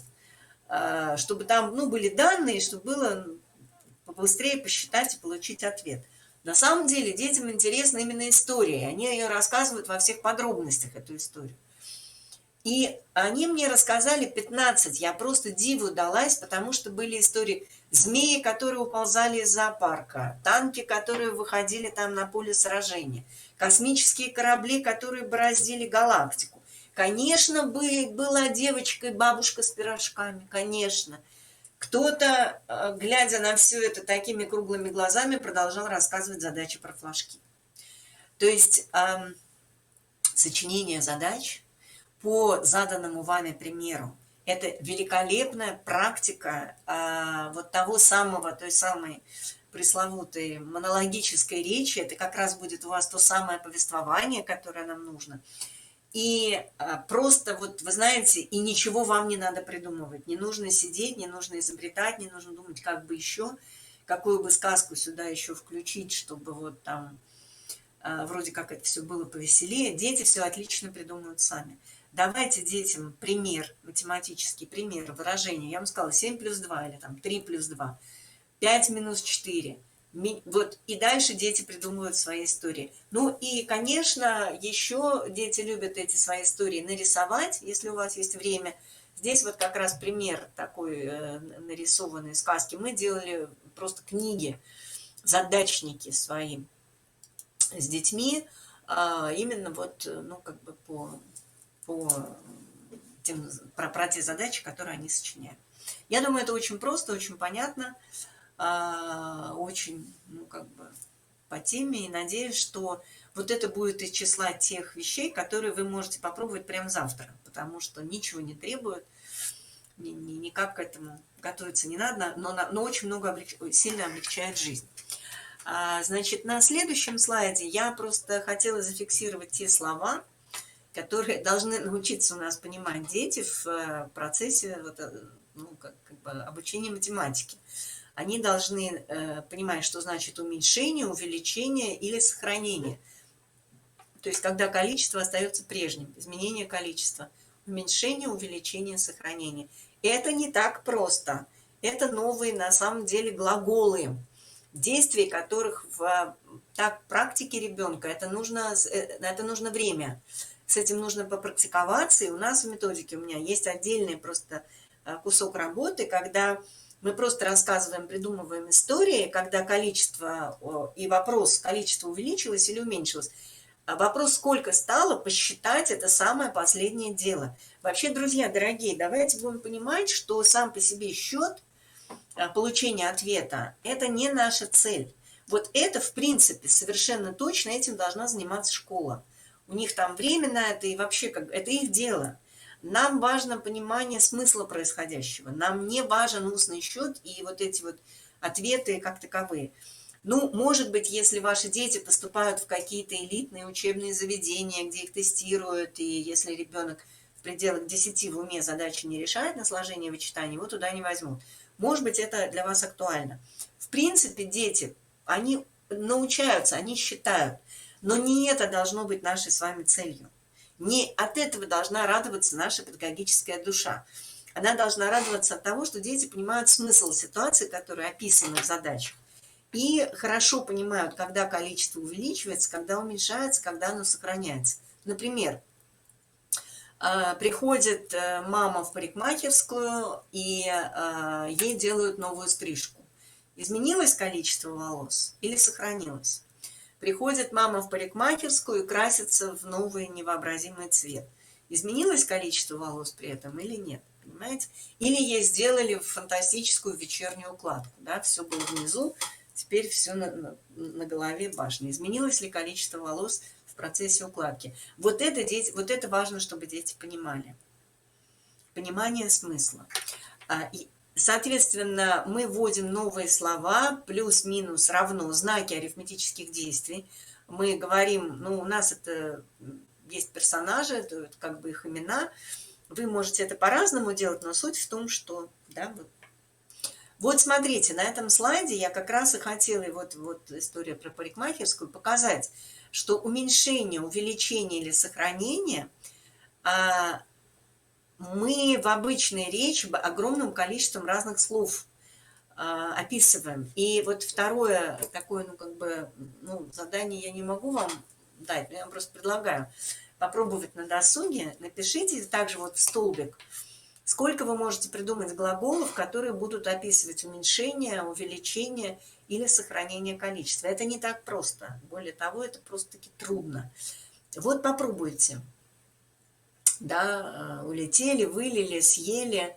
Сохранение, когда что-то перелили или упаковали, да, но при этом количество не менялось.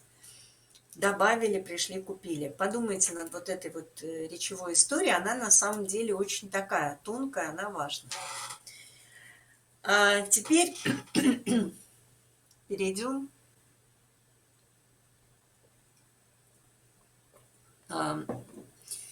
зафиксируем, наконец, те виды педагогической практики, которые позволят вам упражнять детей в понимании и составлении определений и вот как раз обобщающих понятий.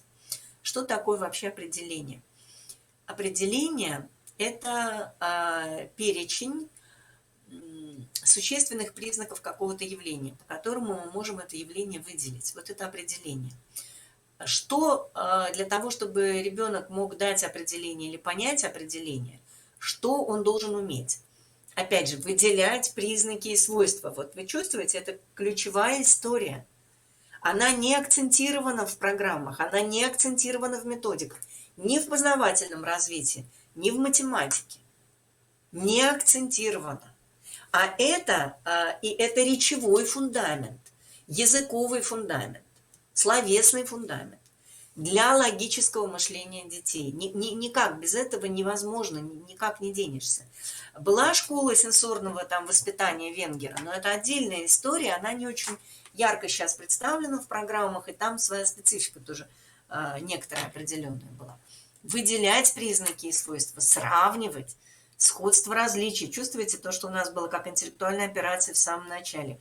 Выделять существенные и несущественные признаки и необходимые и достаточные признаки и свойства. Упражнения, которые мы с детьми проводим, игры, я бы сказала, да, для тренировки этих возможностей. Назови одним словом, да, вот обобщающее понятие. Угадай по описанию. Угадай по описанию. Описание дает взрослый, ребенок должен угадать предмет. Вариаций много здесь может быть.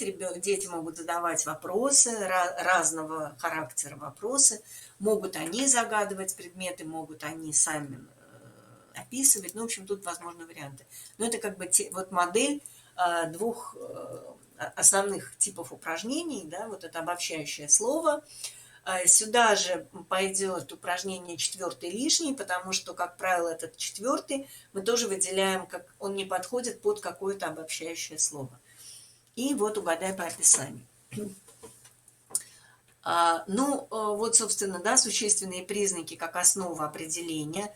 Здесь это описано занятие, на котором мы с детьми формулируем признаки геометрических фигур и упражнения на эту тему.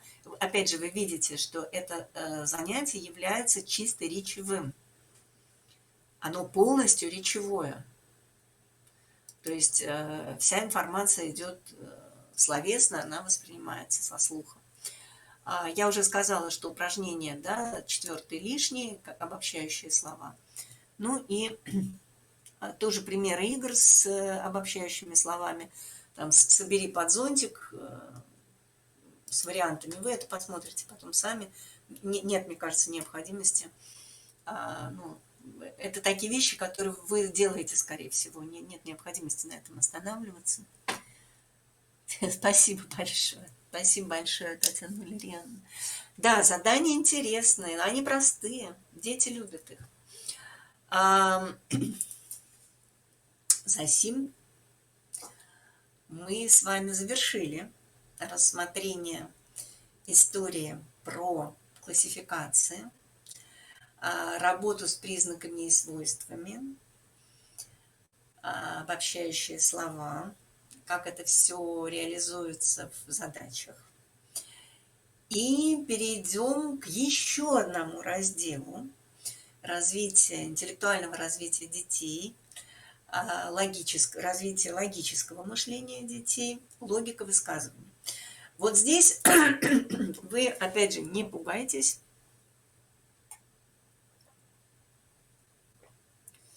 Этот раздел есть, мне кажется, только в нашей программе.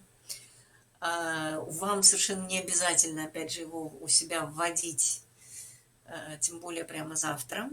Но неплохо понимать. На самом деле я встретила уже в одной тетради по математике задание такого типа. То есть я хочу вам сказать, что вот эта зона ближайшего развития, логика высказываний, это то, что будет входить в наши программы в течение, ну там, я не знаю, ближайших лет 5. И оно должно входить, потому что на самом деле без логики высказываний ни про какие рассуждения говорить на самом деле невозможно. Мы можем, вот когда нам хочется с детьми заниматься рассуждениями, то, ну о чем идет речь, да?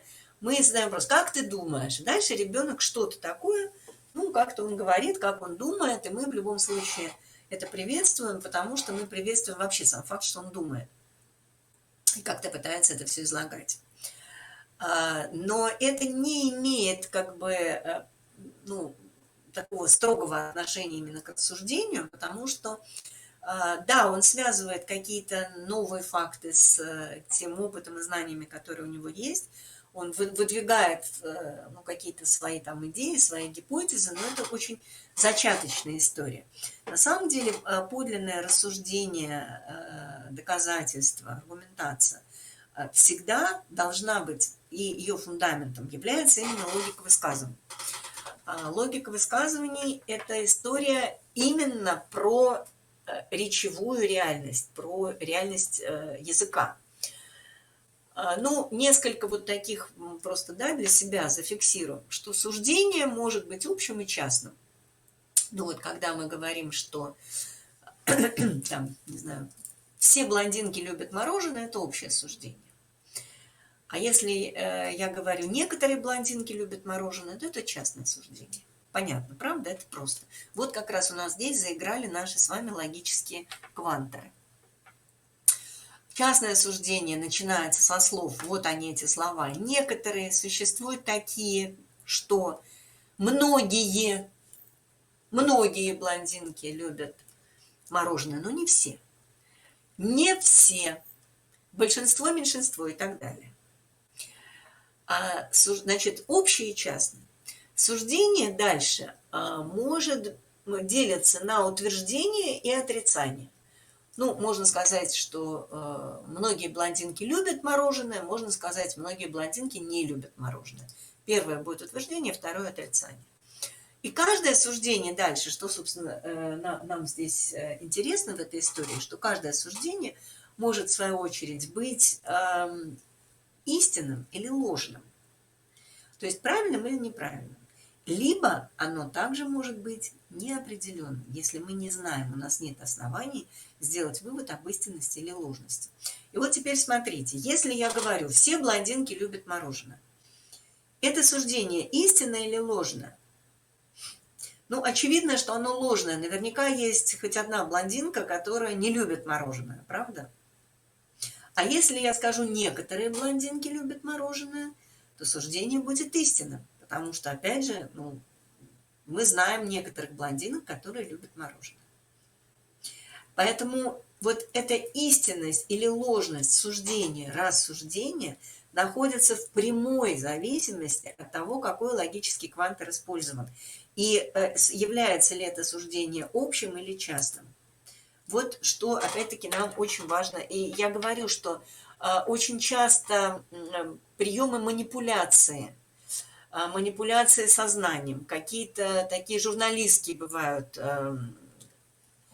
ну, заходы, да, когда из какого-то частного факта делается общий вывод, когда какое-то частное явление подается как общая закономерность. Это очень частый прием, манипуляции сознанием, или когда вам хотят что-то продать, вам показывают какую-то конкретность и делают из нее общий вывод, что на самом деле вам вот теперь не жить без этого предмета.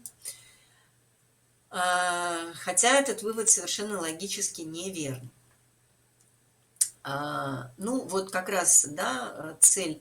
И мы с детьми просто какое-то время мы разговариваем, придумываем разные утверждения, разные суждения, обсуждаем, что из них, какие из них нам представляются истинными, какие неистинные и так далее.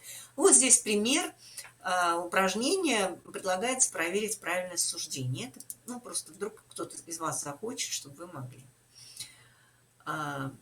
Правильно ли выполнено задание. И, наконец, вот есть суждения неопределенные. Суждения, которые касаются будущего, являются неопределенными.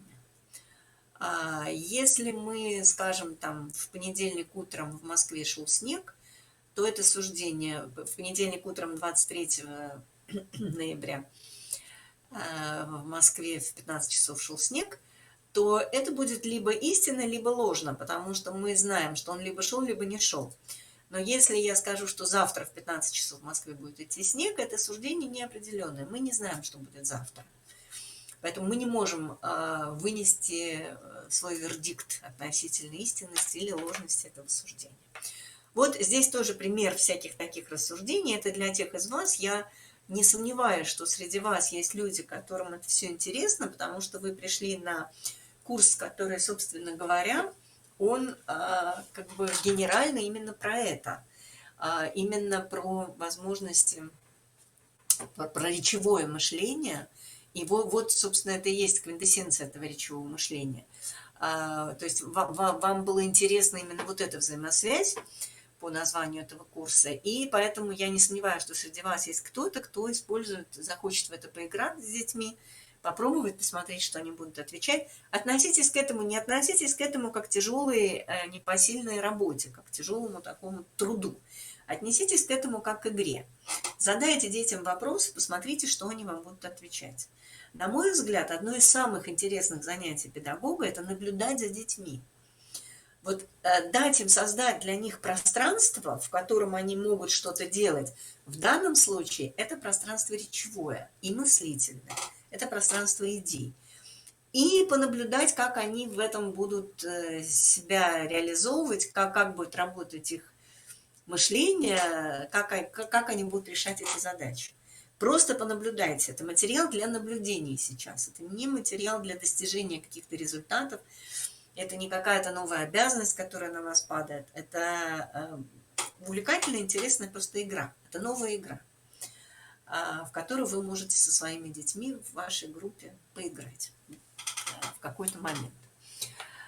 Ну и это уже чисто такое, нам есть смысл для себя понимать, что когда мы говорим о будущем, на самом деле с детьми тоже интересно говорить на эти темы, потому что сейчас я уже говорила, что у них очень большой объем информации. Помните, мы смотрели страшненькие такие книжки познавательные, очень, в общем-то, хорошего качества книжки, дорогие, но детям страшно, когда они их читают, например, про там метеориты, вот эти все там какие-то космические всякие катастрофы. Важно понимать, что есть события, которые могут произойти, могут не произойти. Есть закономерности, которые неизбежно происходят. Это всегда происходит. Если мы бросаем вверх камень, то он падает на землю, потому что это закономерность, есть необходимость, закон тяготения, и камень будет падать на землю. А есть какая-то вероятность того, что если мы, ну, например, да, из руки подбросим вверх птицу, голубя, то есть вероятность, что он улетит, а может быть, он останется здесь же, сядет тут же на столе, клевать там, я не знаю, зерно или хлеб, который, да, и не полетит никуда. То есть вот сама по себе идея вероятности для детей тоже интересна. И они встречаются с вероятностью, как реальностью, уже когда они начинают играть в шансовые игры, игры с кубиками. И они понимают, что никто не знает, сколько выпадет точек, сколько будет ходов. Вот, ну, вы можете об этом тоже им рассказать, скажем так. Это тоже имеет отношение к построению рассуждений, потому что какие-то события как бы однозначно будут наступать, закономерно наступать, они точно будут, а какие-то события более или менее вероятны.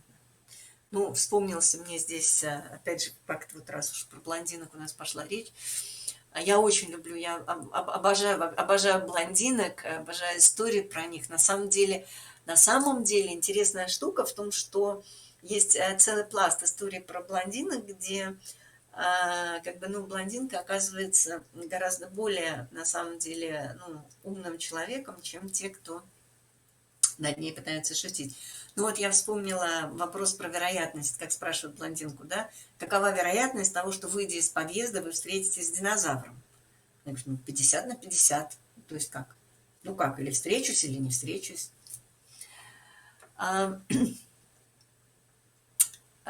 Пару слайдов я поставила для того, чтобы зафиксировать, что именно стиль, форма нашего общения определяют становление познавательной активности и, соответственно, и речевой активности ребенка. Здесь к нам это имеет отношение, потому что здесь вот перечисленные вопросы, как их задавать, как говорить с ребенком и так далее. То есть это и создание вот той среды коммуникативной, развивающей коммуникативной среды. Что мы можем делать для того, чтобы дети были более, ну, такими активными, инициативными в этой области. Это вы тоже посмотрите. Вот теперь, как некоторое резюме, неполное, но тем не менее резюме нашего сегодняшнего с вами разговора, я хотела рассказать вам про понятие речевой политики по возрастным группам, которые мы используем в своей программе. Я использую, в частности, в методике математики, но, как вы понимаете, это имеет отношение к любой образовательной области, не только к математике. Мы с вами уже проговорили вот эту логику, как происходит индивидуальное развитие речи ребенка, как мы двигаемся от существительных к глаголам, прилагательным, ну и дальше к рассуждению. И, собственно говоря, я хотела зафиксировать, что... И также мы говорили с вами про пассивный и активный словарь. То есть очень важно понимать, что между тем, когда вы начинаете употреблять что-то в своей речи, и тем, когда это начинают делать дети, проходит время. Я беру максимальный зазор просто-таки в год. Поэтому вот я начинаю называть, рождается ребенок, младенец, появляется гуление, и дальше я начинаю называть, используя указательный жест, естественно, предметы, которые его окружают. Часики, часики, часики, часики, часики. Котик, котик, котик, котик, котик, котик. Я начинаю это делать, когда ребенку там 4, 5, 6 месяцев. Где-то приблизительно через год, когда ему 1,5, я могу задать вопрос. Где котик? Сначала самый простой вариант. Мы выясняем, понимает ли ребенок слово. То есть если это слово в пассивном словаре, это вопрос, который требует не речевого ответа. Это очень важные моменты. К вопросу про диагностику. Она должна быть очень адекватна возрастным возможностям. И вообще, если она нам нужна. То есть когда ответ не речевой, а ответ именно тоже указательным жестом. Я могу спросить, покажи котика, где котик? И годовалые, 1,5-годовалые дети именно так проявляют свое понимание речи. Где носик, где ушко, где котик, где что-то. Он еще не называет, но он указывает. Это значит, что он уже понимает это слово. И еще через какое-то время я могу задать вопрос, показывая уже теперь котика или там ту же самую собачку, я могу задать вопрос, что это. То есть вопрос, что это, я не начинаю с него, я заканчиваю этим вопросом. А перед этим у меня 5 глав того, что я 150 раз ткнула, сказала собачка, собачка, собачка, собачка, собачка, бежит собачка, идет собачка, вышита собачка. И потом я попросила, скажи, покажи собачку, ребенок показывает, и потом я задаю вопрос, кто это, что это, кто это. И он мне отвечает, ну, каким-то своим детским словом. Соответственно, также точно мы начинаем вводить ранний возраст глаголы. Что делает, спрашиваем через год. Вторая младшая группа вводим огромное количество прилагательных. Вопрос какой задаем в среднем возрасте. И в среднем возрасте начинаем упражняться вот обобщающие слова, классификация простейшая по признакам. И далее это развиваем. Вводим в свою собственную речь повествовательные, информационные, информативные рассказы. И в старшем возрасте вводим в свою речь рассуждения. Рассуждения, доказательства, обоснования. И тогда в подготовительной группе есть шанс, что наши дети будут тоже в состоянии более или менее на какие-то темы рассуждать, рассказывать. И вот. То есть здесь вот эта вот история сдвига во времени, которая очень важна. Будут вопросы, задавайте, надеюсь, что это понятно. И, наконец, 7-я тема.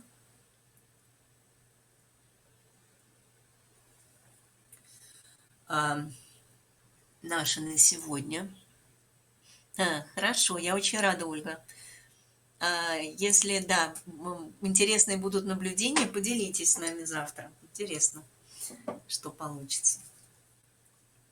Это уже тема такая, она, ну, как бы не сложная, а приятная, на мой взгляд. Давайте немножко поговорим с вами о том, в каких видах одаренности важна речевая компетенция, где она играет большую роль. Ну, вот смотрите, на сегодняшний день вообще выделяют их все больше и больше. Выделяют вот такие виды одаренности. Ну и понятно, что социально-личностная, лидерская типа одаренности, все, что связано с социально-коммуникативной сферой, конечно, предполагают ну, какой-то такой развитый, яркий и, что очень важно тоже понимать, индивидуальный, личностно окрашенный какому-то речевого стиля предполагает хорошо развитую речь, потому что, опять-таки, ну, коммуникация вся у нас опосредована речью. Литературная одаренность. Конечно, естественно, что предполагает сама по себе литературная одаренность имеет больше отношения к чувству языка и пониманию именно языка, чем, ну, вот речи, скажем, устной. То есть литературно одаренный человек может быть совершенно замкнутым интровертом, который, ну, не очень хорошо говорит, просто потому что он не очень любит общаться. Вот снова неразрывная эта связь, понимаете?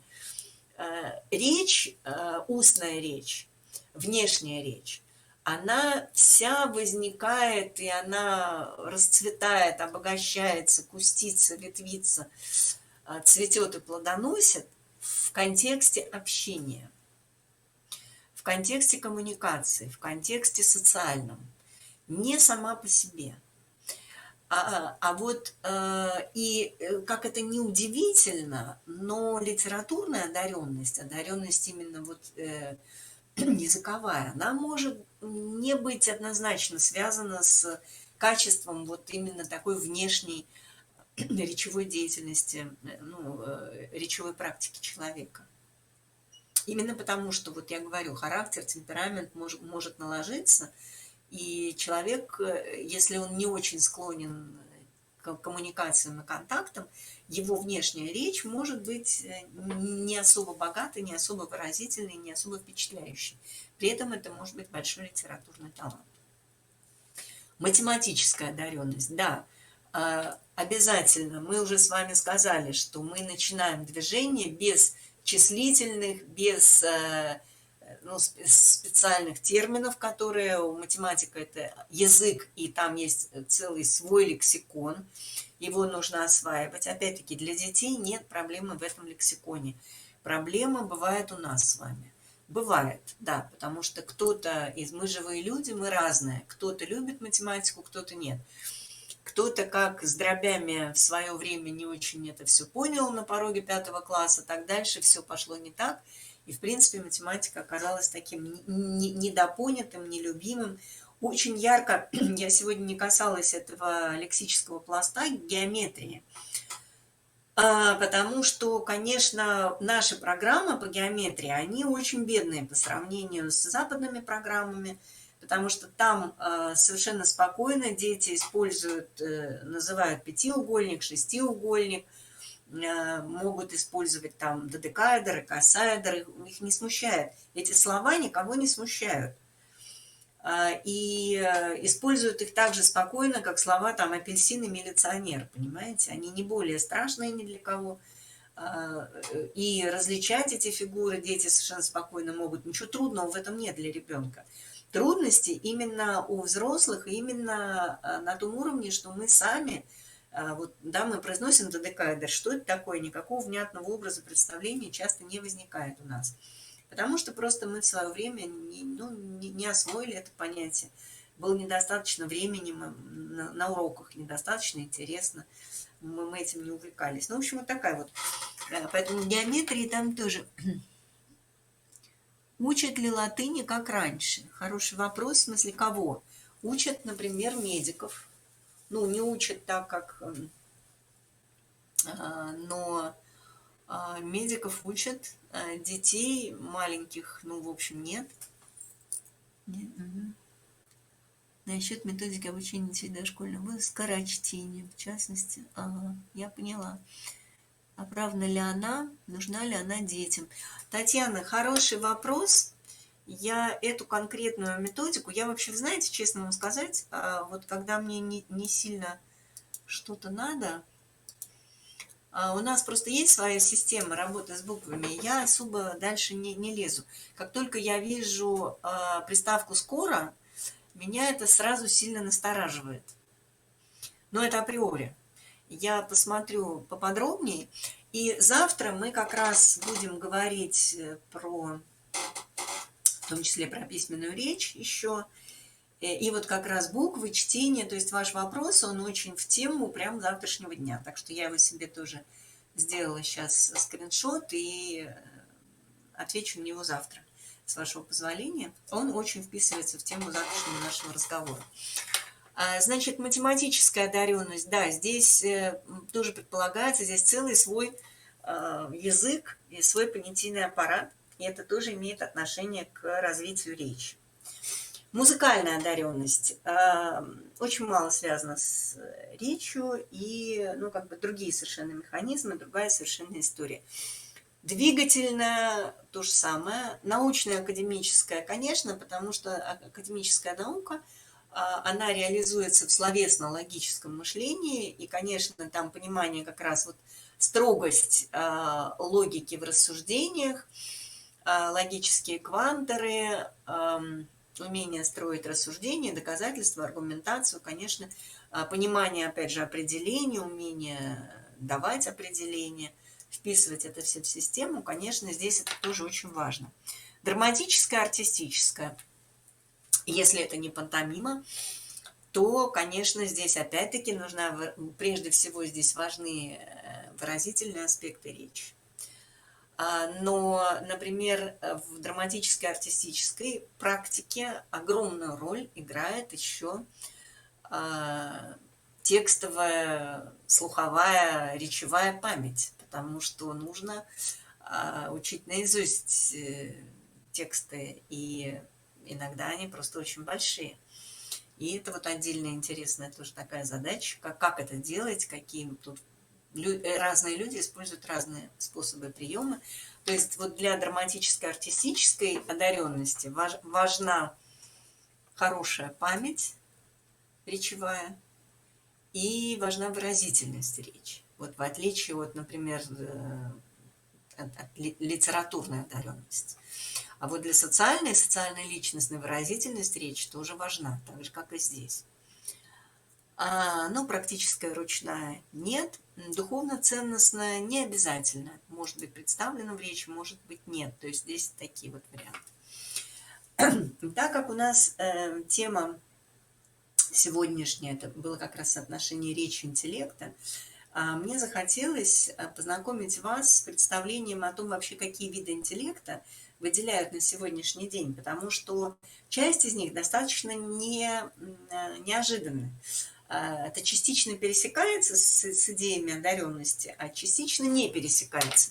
Сейчас вы увидите. Так вот, собственно говоря, что нам здесь важно? Нам важно, думая про индивидуализацию, создание условий для развития каждого ребенка в детском саду, нам важно тоже его увидеть как, ну, такое вот своеобразное, неповторимое соцветие его возможностей и талантов.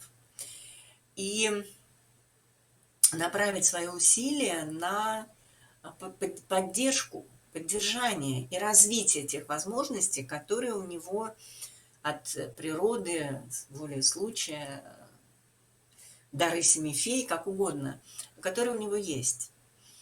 И не обязательно, опять же, всем одинаково заниматься со всеми. Это вот мы завтра будем с вами как бы стараться резюмировать то, о чем мы говорим, в какой-то образ, новый образ педагогической практики, эффективный, осмысленный и снижающий энергозатраты педагогов, потому что для меня всегда очень важно, это тоже момент, мне важно, чтобы работа наша при этом становилась проще, понятней, не сложнее и напряженней, а чтобы она становилась более легкой, понятной и эффективной одновременно. Вот тогда это хорошие штуки мы чисто методически придумываем, когда всем становится легче, и результат становится лучше. Когда времени мы тратим меньше, результат больше. Когда меньше искусственности, больше естественности и течения жизни спокойной, и в то же время мы получаем, реализуем те цели, которые, конечно, у нас остаются. Так вот, мне представляется, что вот важно в рамках, вот вы видите каждого ребенка, и просто задуматься о том, конкретно для него, что вы можете сделать полезного в детском саду. Сейчас мы говорим это в контексте вот именно его речевой практики, что будет поддерживать, укреплять, развивать те возможности, способности, таланты, которые у него есть. Вот для чего нам важно, ну, иметь какое-то представление, какие типы вообще этих талантов могут быть. А вот смотрите, какие разнообразные выделяют сейчас виды интеллекта. Вот совершенно, например, меня как-то поразила вот эта вот идея, природный интеллект. Это способность чувствовать животных и растений. Я сначала, вообще, честно говоря, когда прочитала, я готовилась к вебинару по интеллектуальному развитию ребенка для семьи, для родителей. Ну и вот открыла посмотреть, ну, опять же, виды интеллекта, ну, мы с вами знаем, ну, нам надо тоже, кстати, понимать, что интеллект и мышление – это не вполне тождественное понятие. Вот я когда это прочитала, думаю, что это, о чем это вообще, кого там чувствуют, что это за ну, ей-богу, странность какая-то, да, чувствуют животные и растения. Первобытные охотники, собиратели, рыболовы. И также без него невозможно стать профессиональным ботаником или агрономом. Я просто задумалась. На самом деле, действительно, люди, которые работают в сельском хозяйстве, вот живут, занимаются этим, совершенно городские люди, которые приехали на дачу. Да, у них совершенно начинает как-то по-другому работать их восприятие, они по-другому обрабатывают информацию, они это делают не логически. Они действительно, у них включаются какие-то, не знаю, там, механизмы контакта с этой окружающей природой, но это есть. Действительно, охотники, рыболовы, те, кто живут вот этими промыслами, да, вот где сейчас там может рыба стоять косяк, где может находиться этот зверь, на которого идет. В общем, это интересная тема. Но и те, кто занимаются лечением растений, тоже. Музыкальный интеллект, мы с вами уже, с этим мы уже встречались. Я не буду останавливаться, хотя мне это безумно интересно, но это не к нашей теме сейчас. Вот, собственно, есть понятие логико-математический интеллект. Логико-математический. Здесь одаренность была математическая, а тип интеллекта логико-математический. Да-да-да, Елена, точно. Это он.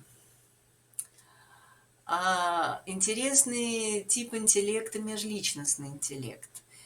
Способность понимать, эффективно взаимодействовать. Я так понимаю, что, опять же, здесь есть какие-то тонкие нюансы смысла, между там в конце будет и понятие социального интеллекта тоже. Но межличностный интеллект включает в себя именно также способность вот взаимодействия с другими людьми. И естественно, что вот он как раз предполагает выразительность и умение не только, он предполагает умение не только как-то ярко, интересно говорить, но и умение эффективно слушать. Межличностный интеллект предполагает умение эффективно слушать, то есть воспринимать речевую информацию, которую дает другой человек, обращая внимание на и вербальные, и невербальные компоненты этой коммуникации, может быть, как-то синтетически анализируя все то, что происходит. Но это очень интересная такая тоже. И вы понаблюдаете за детьми. На самом деле дети тоже очень разные. Есть дети, кому это дано, кому дано понимать других, видеть, чувствовать. Есть дети, которые хорошо, опять же, чувствуют, переживают, понимают животных, между прочим, к предыдущему виду вот этому природному интеллекту. Животных, растений, у них есть это ощущение. Есть дети, которым совершенно, ну, как бы все равно, они не включаются в эту историю. Вот телесно-кинестетический интеллект. Помните, мы с вами говорили, шестое чувство, проприорецепция. Есть люди, которые очень хорошо чувствуют свое тело, очень хорошо могут им управлять, именно на основе этой проприорецепции. И, ну вот, как бы кроме балетных танцовщиков и хоккеистов, этот тип интеллекта важен, например, для хирургов, которые делают тонкие операции. Им нужно очень тонко ощущать свои руки, вообще вот себя в пространстве в этом смысле. Интересная история. Вообще совершенно она совсем не речевая, совсем не имеет отношения, совсем с другого как бы полушария. Собственно, личностный интеллект. Вот смотрите, межличностное умение понимать другого, личностное – это умение понимать себя. И нужно сказать, что, мне кажется, многие люди сейчас испытывают некоторый дефицит этого интеллекта, потому что нас как-то воспитывали в ощущении, ну, других, понимания своих каких-то там задач, решения каких-то, достижения каких-то целей внешних. И не очень учили чувствовать, понимать действительно самих себя, знать самих себя. То есть мы другими людьми, ну, у нас вот как-то такая была долгое время традиция, гораздо больше интересовались, чем сами собой. И на самом деле себя самого не так просто, ну, да, и понимать, и как-то увидеть реально. Поэтому это очень вот интересный такой тип. А бывают люди, у которых есть очень четкое ощущение, кто они, что они хотят, куда они движутся. Вот такая интересная тоже, интересный тип интеллекта. Ну и, наконец, вот классика. Мне хотелось как раз сегодня нас, ну, на такое сладкое, такое, нашего с вами большого очень и объемного, действительно, по смыслу разговора, завершить вот этими двумя известными, конечно же, вам видами интеллекта, для развития которых речевая практика играет очень большую роль. Это эмоциональный интеллект, способность считывать, понимать эмоции других. И, конечно же, она рождается не от развлечения картинок типа там вот этих вот эмотиконов в телефоне, не на чтении схемок. Эмоциональный интеллект рождается из, опять же, практики общения, практики коммуникации. И всегда имеет считывание эмоций, всегда имеет отношение к какой-то ситуации. Вы можете эмоцию считать только когда вы видите ситуацию. Понимаете? Сама по себе гримаса ничего не значит. Развивать у детей эмоциональный интеллект на картинках, изображающих какие-то гримасы, это значит, ну, совсем не способствует развитию эмоционального интеллекта. Для того, чтобы его развивать, нужно показывать ситуации, анализировать ситуации, тогда человек сможет в этом как-то. Несколько для дифференцировки эмоций, так же, как и для дифференцировки восприятия цвета, полезно знать больше слов, которые эти эмоции описывают. Вот в этом тоже можно поупражняться. Вот, скажем, типология эмоций, которая была предложена, такая классическая типология эмоций. Ну, вот мы видим, какие эмоции отобрали автор мультфильма. И, кстати, я хочу сказать, что неплохо бы этот мультфильм, мне кажется, тоже с детьми старшего возраста вполне интересно, полезно его посмотреть и обсуждать на этом материале. Ну, отдельно, да, тут есть определение того, что такое настроение. Вот какие виды эмоций выделяют, например, в индийском классическом танце. Немножко они другие, чем те, которые в психологии. Это определение того, что такое чувство, чем оно отличается от эмоции. Ну и, собственно говоря, о том, это что такое, в принципе, интеллект, опять же, виды интеллекта, и определение социального интеллекта как способности правильно именно понимать, то есть интерпретировать поведение людей. Где ты?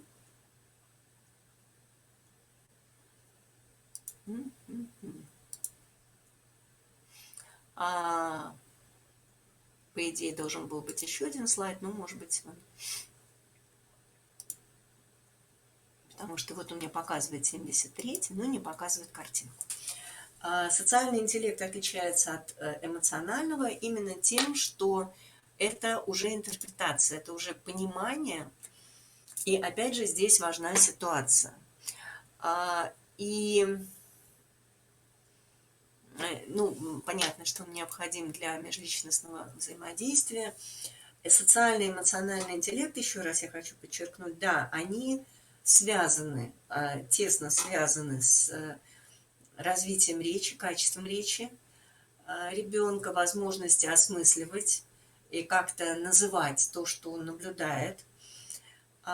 И здесь тоже, ну, нам нужно как-то потихонечку это интегрировать в свою педагогическую деятельность, в свою практику, интегрировать в нашу программу развития детей. Почему? Потому что на самом деле качество социального интеллекта сейчас является одной из ключевых компетенций при отборе кандидатов на какие-то такие, ну, конкурентные вакантные должности.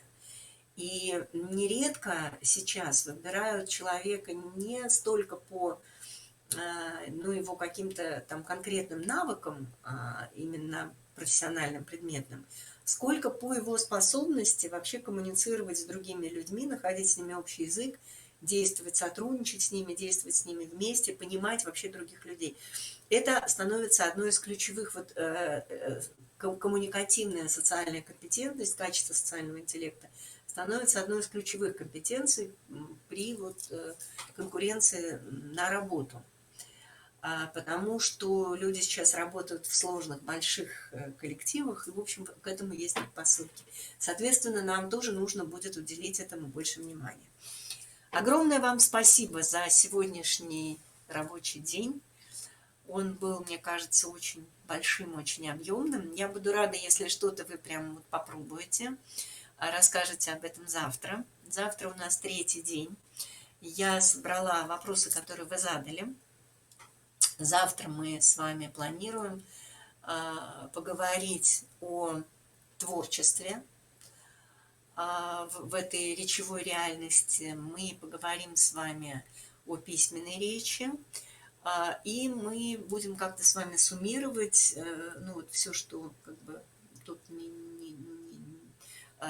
то, о чем мы поговорили, мы будем это суммировать в представлении о какой-то практике, современной педагогической практике, которая могла бы быть вам интересна, полезна для вас и для ваших детей. Как это можно было бы делать сейчас.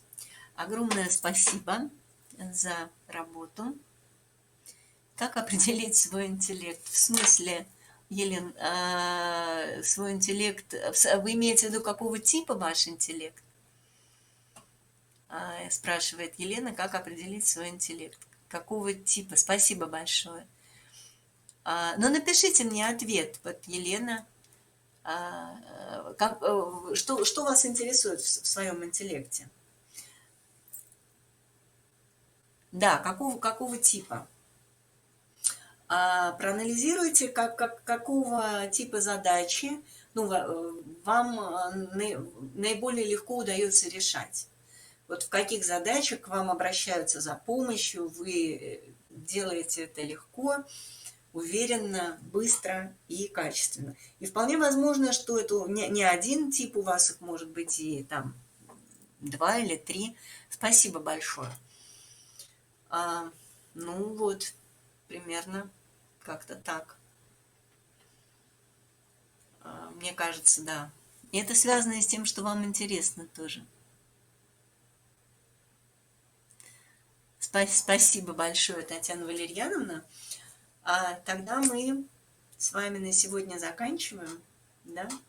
Я подумаю, Елена, над вашим вопросом, как можно это сделать. Смотрю, есть ли быстрее и короче. Вот. Спасибо огромное еще раз. Мы тогда с вами завершаемся. Да? Я, с вашего позволения, тогда буду отключаться. И буду ждать вас, встречи с вами завтра. В это же время какие-то вопросы, если у вас сформулируются, то тогда, пожалуйста, задавайте завтра. Ну и будем двигаться дальше. У нас еще много, на самом деле, разного интересного впереди. Спасибо огромное. Спасибо большое, Татьяна Валерьяновна, за заботу, что вы с нами. Вот, и до встречи.